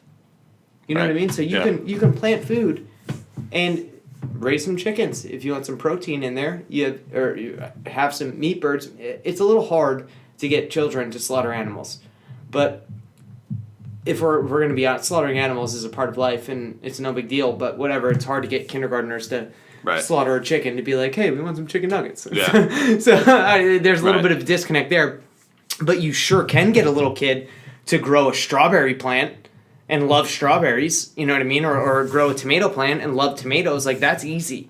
You can do that with no problem. So there's no reason why every single school in America or in the world shouldn't be growing a garden to feed at least the students. And if not just the students and staff. If not just the students and staff, the students and staff and the rest of the community. Right. Have a little farmer's market I grew up in Ocean Township, so let's say in Ocean Township High School, we had more land than I could even, we knew what to do with. We would just run on it for no reason. We'd play ultimate frisbee on it because, oh, the football field's taken, oh, the baseball field's taken, oh, the soccer field's taken, oh, there's this big patch of grass over here. So, like, they have all that land that they've designated this field, and then this field was just empty. Okay, well, take that field, and instead of people throwing frisbees around in it, how about you plant some fucking edible food in there? Right. And we can feed people. That's beautiful. That's a beautiful, but there's positive no reason thing to do for the community and for the world. I love that that's a goal of yours. Why not do that? Why not do that? If a problem is people are starving. First of all, to be starving in America in 2020, you've had to make 27 bad decisions. So I don't feel bad for people that are starving. Ah, come on. I don't feel bad for them because you had to make so many bad decisions in this country. In this country. Not in all aspects. You do. Sometimes you're born into a shit situation, Papa. and then there's nothing you can do as the kid, and then you're... Papa, we live in a situation where you can at any point in your life contact the government and be like, I tap out. And the government will take over and pay for everything that you need. And just literally give you everything you need in your whole life. What do you mean? Well, what program does that? Okay, we have welfare. That doesn't pay for everything that you need. Yes, it does. How? How does that pay for everything you need? What do you need? What do you need? When we're talking about need for life, need to live, what do you need? Food, water, right? Shelter, clothing. Right. The government will pay for all those things. Really? Yeah. I've never been on welfare, so I have no idea. Yeah, I've never been on welfare either, but I understand how it works, and you can go and get a lot of money, and a lot of it, unfortunately, has to do with women getting pregnant without without a father figure in the picture, and they say, "Hey, I'm pregnant, and I'm going to have a child, and I can't afford anything or whatever," and that's an emotional reaction from the taxpayers, and they're like, "Boo, we can't have that. We got to help this type of person," which any good person would say we have to help that type of person. So we end up having a society where you're rewarded almost for making bad decisions, and it's not even a bad decision. Having a child isn't a bad decision. Having indiscriminate sex is a bad decision. Having sex with someone that you aren't willing to live with for the rest of your life is a bad decision. So you have people that are not in the best homes, they don't have the best parents that have the best information, and they end up living their lives in a very a very similar way to their parents, where they're, not so caring about where they're going because they don't have a path of, if you just follow this path, you'll be fine. If you don't get pregnant before you get married, finish high school, be employed at all. Just be employed. Those 3 things can stop almost anyone from being poor in America. Not really. Yeah, no, really. Not What really. is poor? It depends on what you think of poor is. What do you think poor is? Finances. What about finances, though? The amount that you have. No, but I mean, when you think of a poor person, can they afford food? Can they afford shelter? Can they afford, can you live? Like, what is poor and what's not poor? And poor in America is very different than poor in Africa. Right. So what is poor? Poor in America is I have an iPhone and I get to post on Facebook how much the system sucks. Right. That's poor in America. Poor in Africa is I died at 5 years old because there's no clean water. Right. There's different levels of poor. So Good point. what do you think when you're poor in America? What do you mean you're poor? What, you don't have an iPhone? Okay. Are you 12 without an iPhone? And you're going to let that dictate the rest of your life? There's no stop, especially in this country. That's what gets me so frustrated. There's so much opportunity and things in this country for people that have nothing.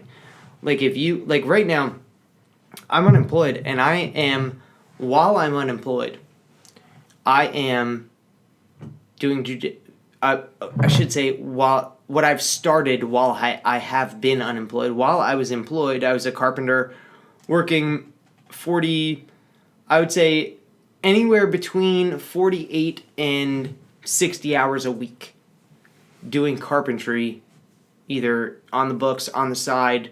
That's all I was doing. That's what I was doing with my time.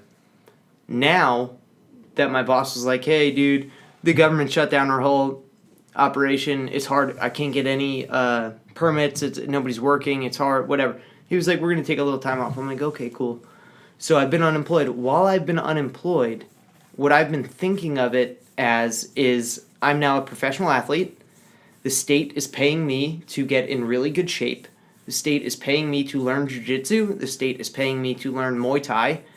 And I'm going to get in the best shape I could get in. And on top of that, I'm going to figure out a way to make money for the rest of my life that has nothing to do with I'm going to give you my time and you're going to give me X amount of dollars profile. Like that, I'm going to get off of that system.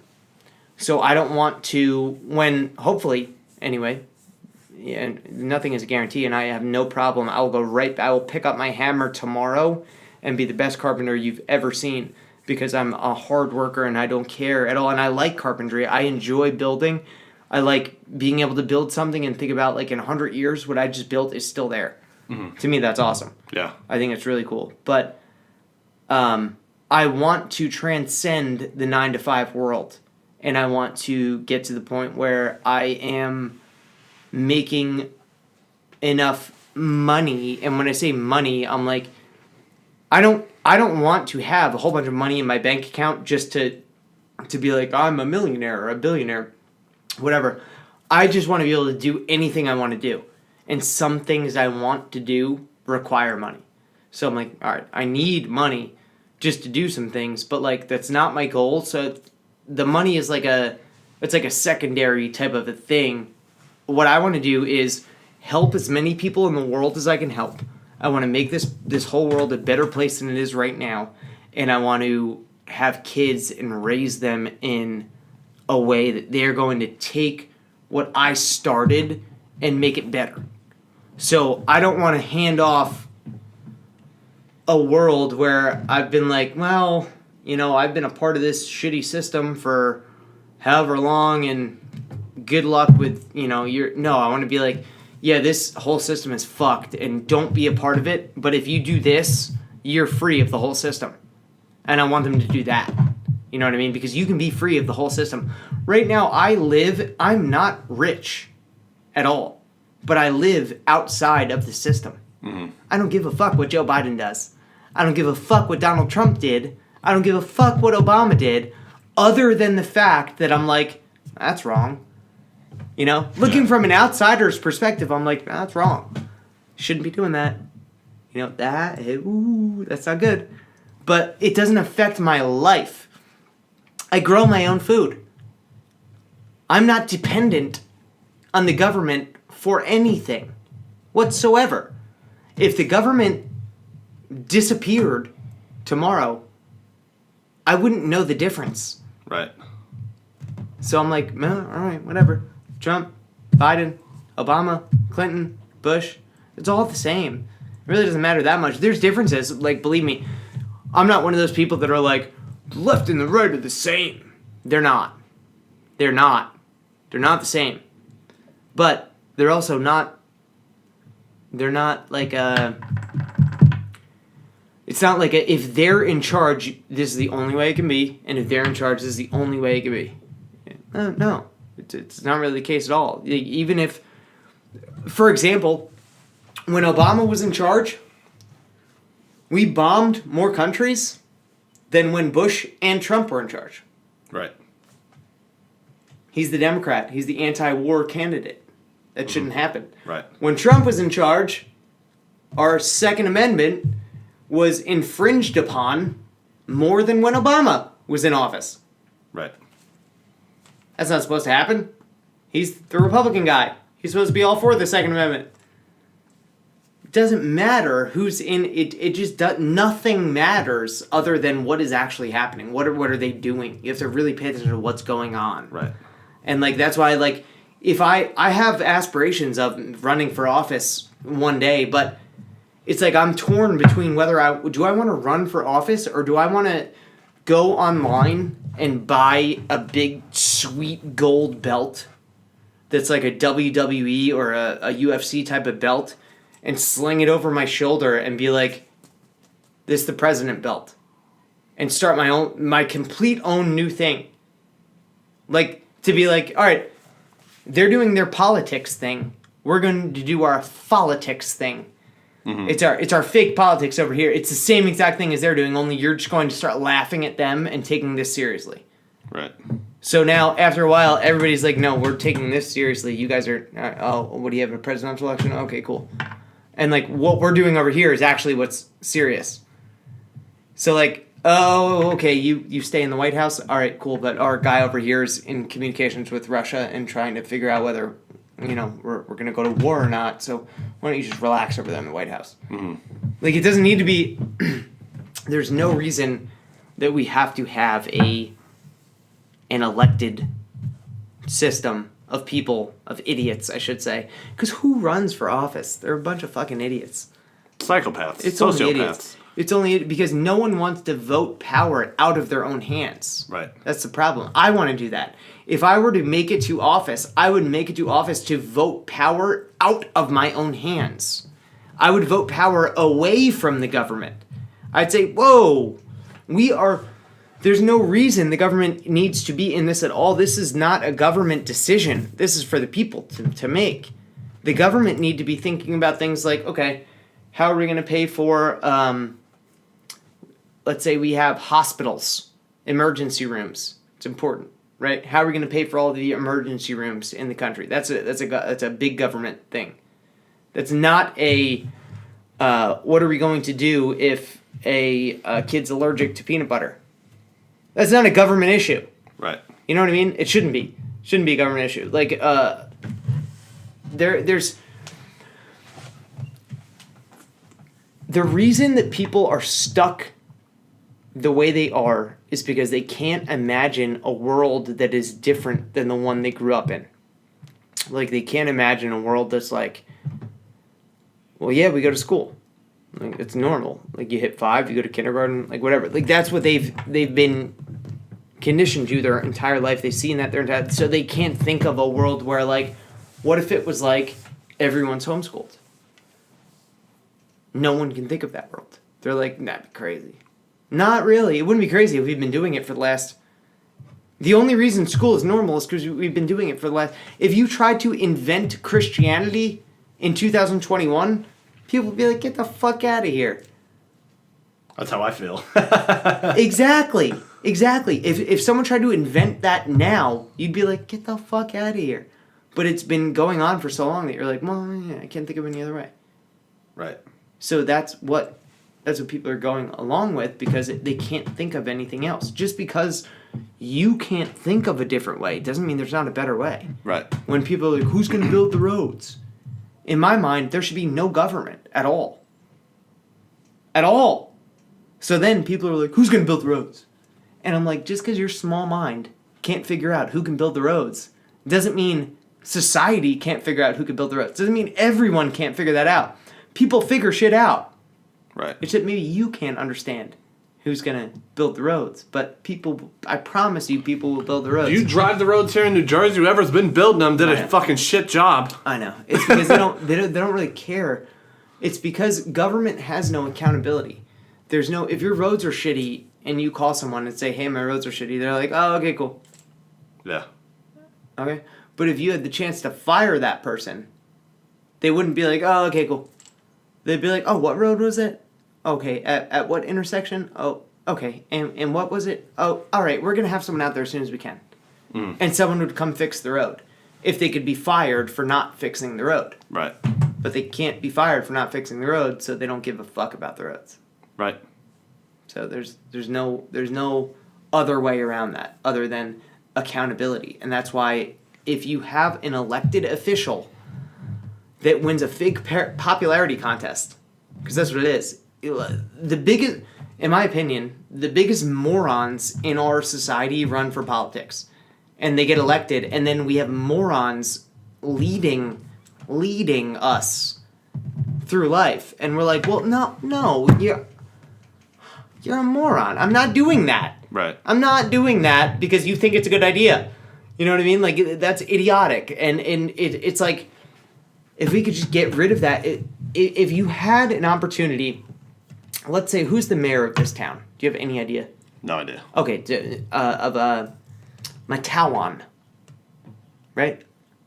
I think it's pronounced Matawan. Yeah, but yeah. Of course it is. Yeah. I've lived here my whole life. It's Matawan. Okay. Yeah, I wanted to make fun of the name. I enjoy doing that with names in Monmouth and Ocean County, especially. There's some really funny ones like Manalapan.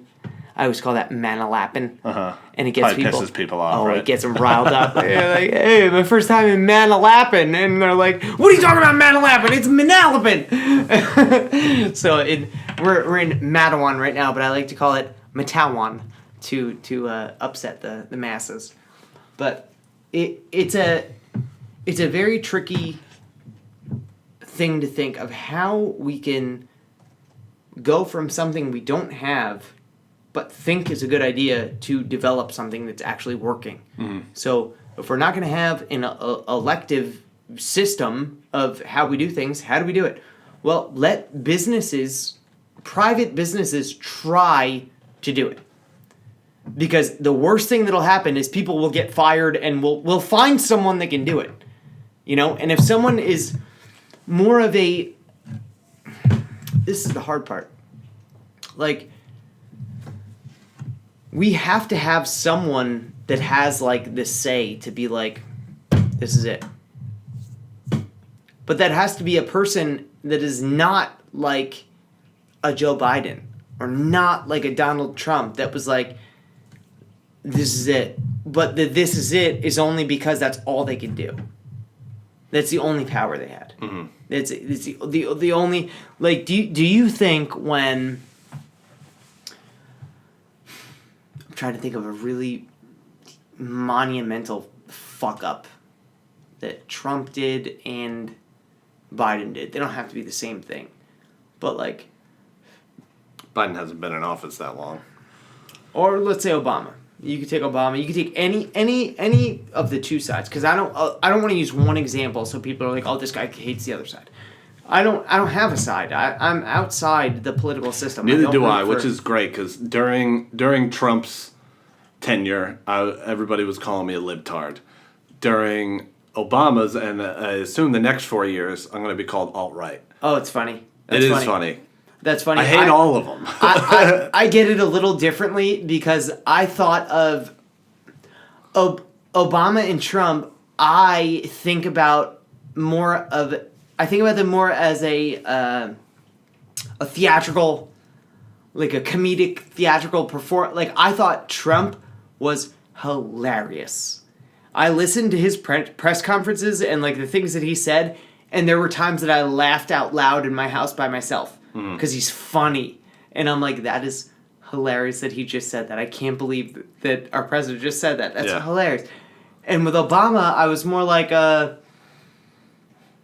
right, this guy's a very good speaker.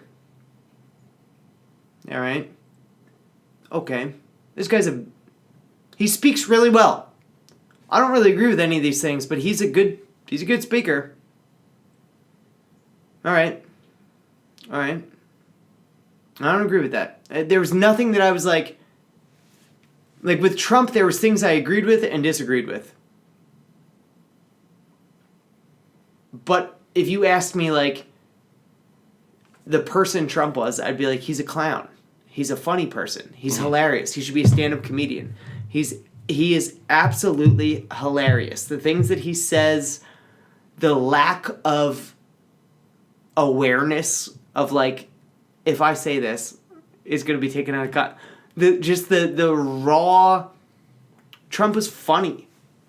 Obama I didn't think was funny, but I thought he was very confident in saying complete nonsense things. He was very professional and confident sounding. And everything he said, you were like, yeah, I agree with that guy. He's a good guy. I like him. Interesting.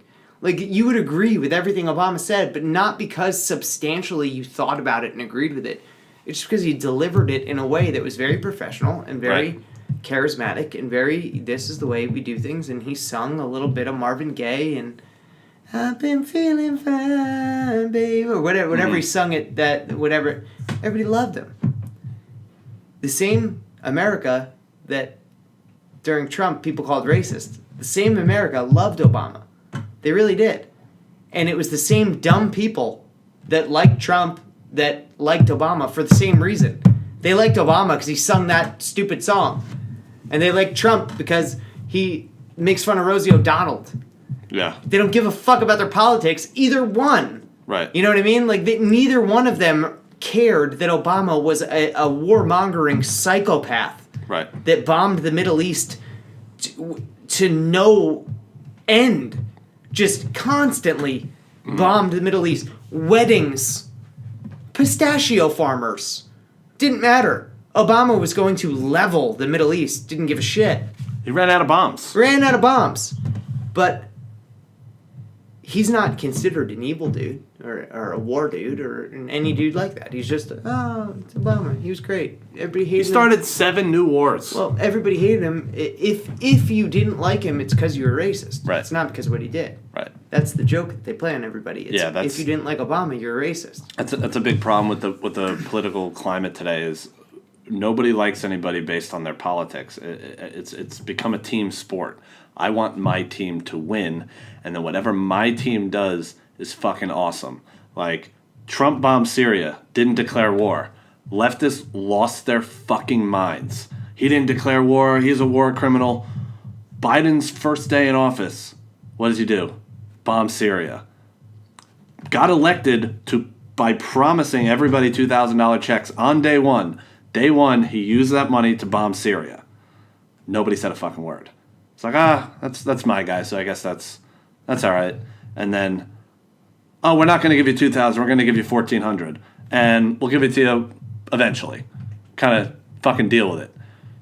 Nobody gave a fuck. Nobody said anything. Nobody fucking cared. Trump gave us more money than Biden did. Biden could have, he got elected saying, we'll give you $2,000. Over the last year, Trump gave us collectively $1,800, $1,200 the first time, $600 the second time. He could have done more with the one check, and he completely fucked it up, and nobody fucking said a word. But when Trump was like, "I'll give you $1,200, and then I'll per kid or whatever," he got that shit when he said he was going to do it. the checks were in my bank account within a week of when he said he was going to do it. I'm not a Trump guy, but he said, I'm going to give you guys $1,200. You are a Trump guy. But by the way, just so everybody knows, Trump is a New York Democrat, and he's been a New York Democrat his whole life, and that's exactly what you are. But go ahead. Yeah, I mean, okay, whatever you want to call it. You are not what Trump represented himself as. Right. Is what we'll say. Go ahead. Okay. Better point. But he said he was going to do it, and within a week it was done. Biden, all of last year, was saying $2,000 checks. We're going to give it to you. 2 months into office, we'll give you $1,400. And nobody was like, Biden, hey, what the fuck? Hey, Chuck Schumer, what the fuck? But when it was Trump, it was a huge fucking problem. That's not enough money. That's crumbs. And then Biden gives you $1,400, which is $200 more, and everyone's like, "Fucking my savior." It's a big joke. It's a joke. It's a fucking problem. It's a that big, nobody big problem. Like a lot of people have made comments to me about my podcast. They're like, "I love that, you hate all of them. You hate everybody. Like you call it like it is. You dislike what somebody did. It doesn't matter whether they're left or right." That's a huge problem. I'm not trying to, toot my own horn here, but that is so fucking rare in this day and age where, hey, I voted for Biden, everything he does, I'm with it. I voted for Trump, I like everything he does and everything he says. It's become a problem to criticize the people that you like. And it hurts your own group. Let's pretend in a fake world, which we're not in. Let's pretend I was a hardcore Democrat and you were a hardcore Republican, right? So if you pick sides and I pick sides and we say, I only like this stuff and I only like this stuff, there's stuff that we agree on that we can't even talk about that would make us friends and be like, hey, well, wait a minute. Maybe we're not so different. Right. But they shun that so much that, like, no, if you're on this team, you pick this stuff. If you're on this team, you pick this stuff, and that's all you can do. That's why I said, I guarantee you, if you wear a mask, you believe in $15 minimum wage. Right. It's the same thing, because if you're indoctrinated in the camp, you believe in all of their things.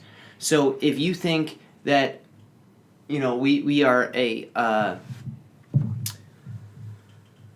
if you think something called... What do they call, like, the water droplets? Like, what is like, is that what? Why do you wear the mask? Like, what is the big thing? It's... Yeah, the droplets, I guess, Okay. whatever you call it. So if you think those droplets are being stopped by that mask, then you also believe that there is something called a living wage, which is one of the most retarded statements, like one of the most retarded saying, like living wage in itself. It's a retarded thing to say because it doesn't exist. Like it's the same way that, like, if I had a mask on and I coughed, all of the germs in my body would go right through that mask. Water droplets or not, it's just not how it works. All of the studies that they've done, that I've seen, again, different science maybe, that I've seen, none of the studies have proven masks have done anything. Nobody cares about that. The one study that had a double-blind placebo test, control, that did a test, said masks are insignificant, completely insignificant. They make no difference at all. You can wear one, not wear one, makes no difference whatsoever. If you look at the statistics of California and Florida, when you start the masks here, the numbers are all the same. It doesn't matter whether there's a mask, no mask, it just doesn't matter. So I'm like, all right, well, these numbers don't matter whatsoever. And it's exactly the same whether you're talking about masks or whether you're talking about what the president's doing or whether you're talking about it. It's about what you want to acknowledge that is true that's happening. You know what I mean? Like, what is actually true that's going on here? So if we have let's say, but the fake Biden video that you didn't know, you had no idea what that was? No clue what that is. Okay. That's a really good example. The fake Biden video is a video that has been released that shows Biden. What's the big criticism of Biden recently is that he doesn't go and take questions from the press. He's a corpse. He can't speak English. So they have a video that they released that has Biden walking down like a little pathway, and it has like, from the perspective of the camera, like microphones, like going out like fake James Bond arms in a video game. You know what I mean? Like if you were playing a video game and like you switch from like gun to like rifle, you know what I mean? Like that's how like fake it seems. Like when, okay, I have a gun out, oh, switch rifle. Like that's what it was like. It was like, oh, there's a microphone here, and then their microphones are like, it was so fake looking. And then when he walked down the path, he was moving his hands, and his hands moved in front of the microphone. Like it was bad CGI, like, or a bad green screen. You know what I mean? It was, they messed up. And what that does is it creates a whole mob of people going, they're faking it. Biden's a fake. He never took those pictures. That's all a fake. And then you have the other bunch of idiots that are like, it's not a fake. It was this, it was this, it was this. And then you have me that's like, they put that out as a fake, knowing it was a fake on purpose. So people will fight with each other just like Mr. Potato Head. Mm-hmm. It's the same thing. Same exact thing. They put that video out knowing the video that they put out, you wouldn't put out. In this production level of podcasting, you would not put out a video that looked that bad. Really? So you're going to have to send me this video later. The White House put out a video that looks that bad. It's unbelievable. You're like, no. If you took that video, you wouldn't have put it out. Right. If you took that video and then put it out, you would have had to do it on purpose. Mm-hmm. You had to, so then you think of why. Why would they do that? Why would they put a video out of Biden where his hands go in front of the camera and you're like, oh, that's a fake video? You have to think. There's many different reasons. They could put it out to keep the Q-tards talking and being like, that's a fake video. There's two Bidens. There's this Biden and this Biden. And then the people are like, oh my God, there's two Bidens. There's this Biden and there's this Biden. And then these people go out and argue with each other. I'm like, oh my God. And then you can say that they're doing it to create, to demoralize America on the world stage. Mm-hmm. For other countries to look and be like, they're literally faking their president walking around. That's how weak they are. They don't even have a president. That's more logical to me than a lot of things. Like that to me makes some sense. But I'm going to try to find it as I keep talking to you. But there's a lot of reasons that I'm like, I can't believe it's 3:30. Yeah, we've gone 3 hours and 42 minutes. Holy shit. It's like a time capsule. Holy shit. We at this point we have to agree to a round 2. I'm so glad I checked my phone. For sure. We have to agree to a round 2, and we'll keep the people in demand until we decide to do it. It could be really soon though, because I'm unemployed and I can do this every day if you want to do it. But we can have a daily show. Yeah. But yeah, I think that it's just a matter of getting the low vibration people to think a little bit more. But here's what we'll end on. The thought of wolves and sheep. That's something that I think about constantly. And I think everybody's got it wrong. I think people think they're sheep and sheeple. Sheeple is a big thing. I fucking hate that term. I hate it. I hate it because... Shut up. I hate it because... people think sheeple and they think of it as a bad thing. I also hate wake up. I hate it too. Wake up, you sheep. Yeah, I hate that. You're a turd. I really hate that because people don't understand that a lot of the sheep are happy. Yeah. They're happy. You're like, hey, wake up, let's go. And the sheep are like, I have food and water here, you idiot. And you're like, oh.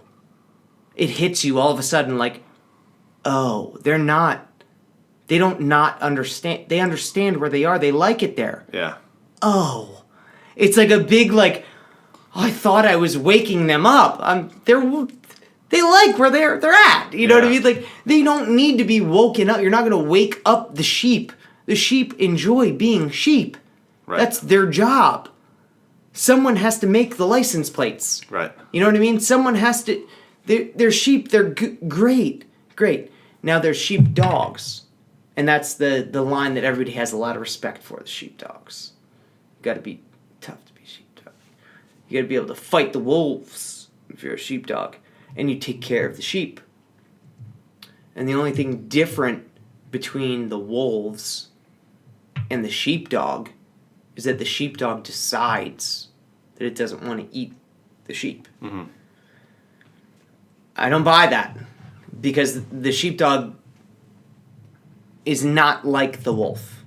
It's not built the same. Mm-hmm. So then you move to the wolf and you have what everyone thinks of as bad. Like the wolf is bad. Mm-hmm. The wolf is not bad.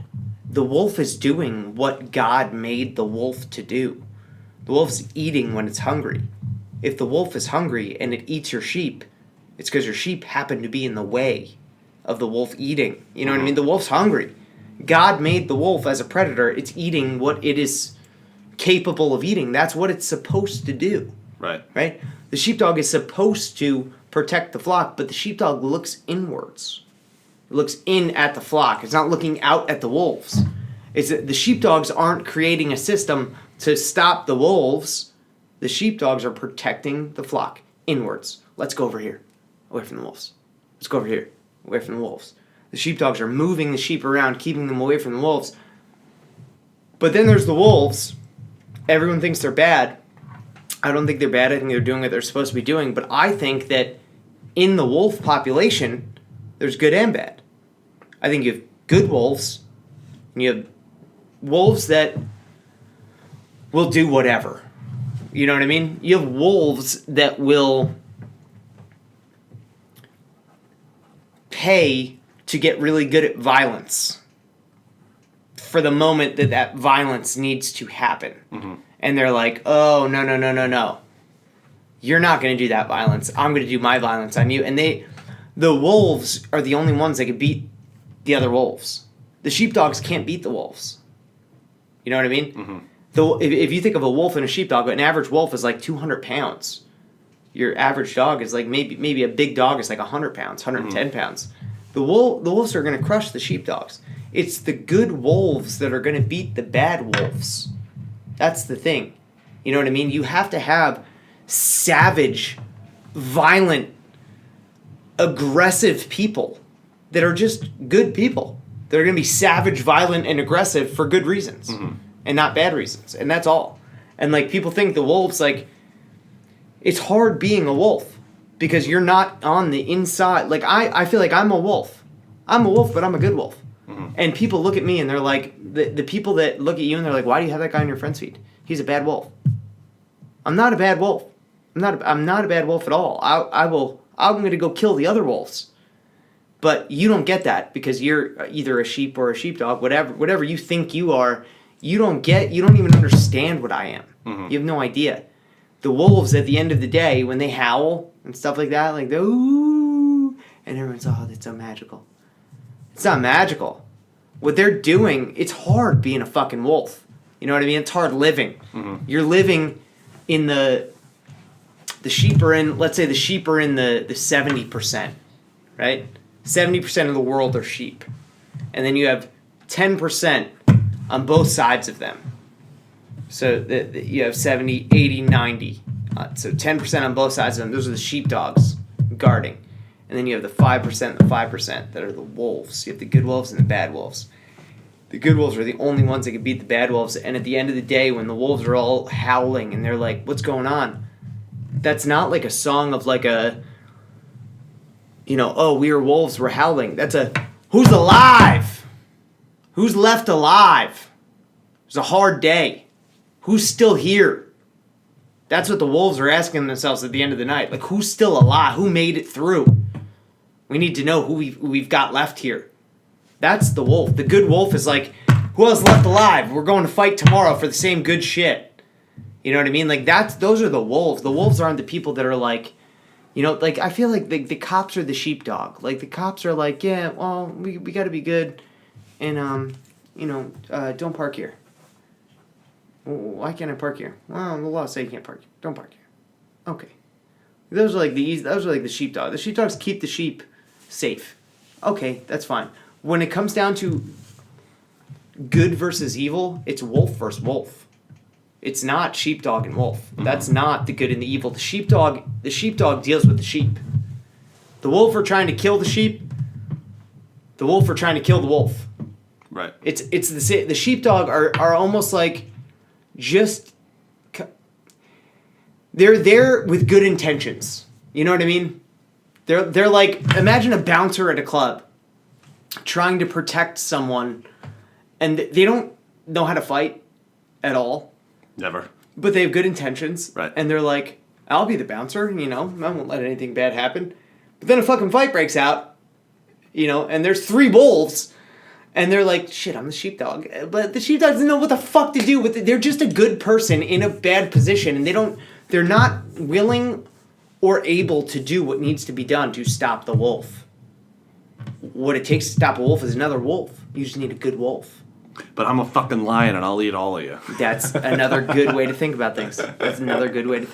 I always, if I were to anthropomorphize myself, whatever that is, if I was to think of myself as an animal, I always think of myself as either a tiger or a honey badger.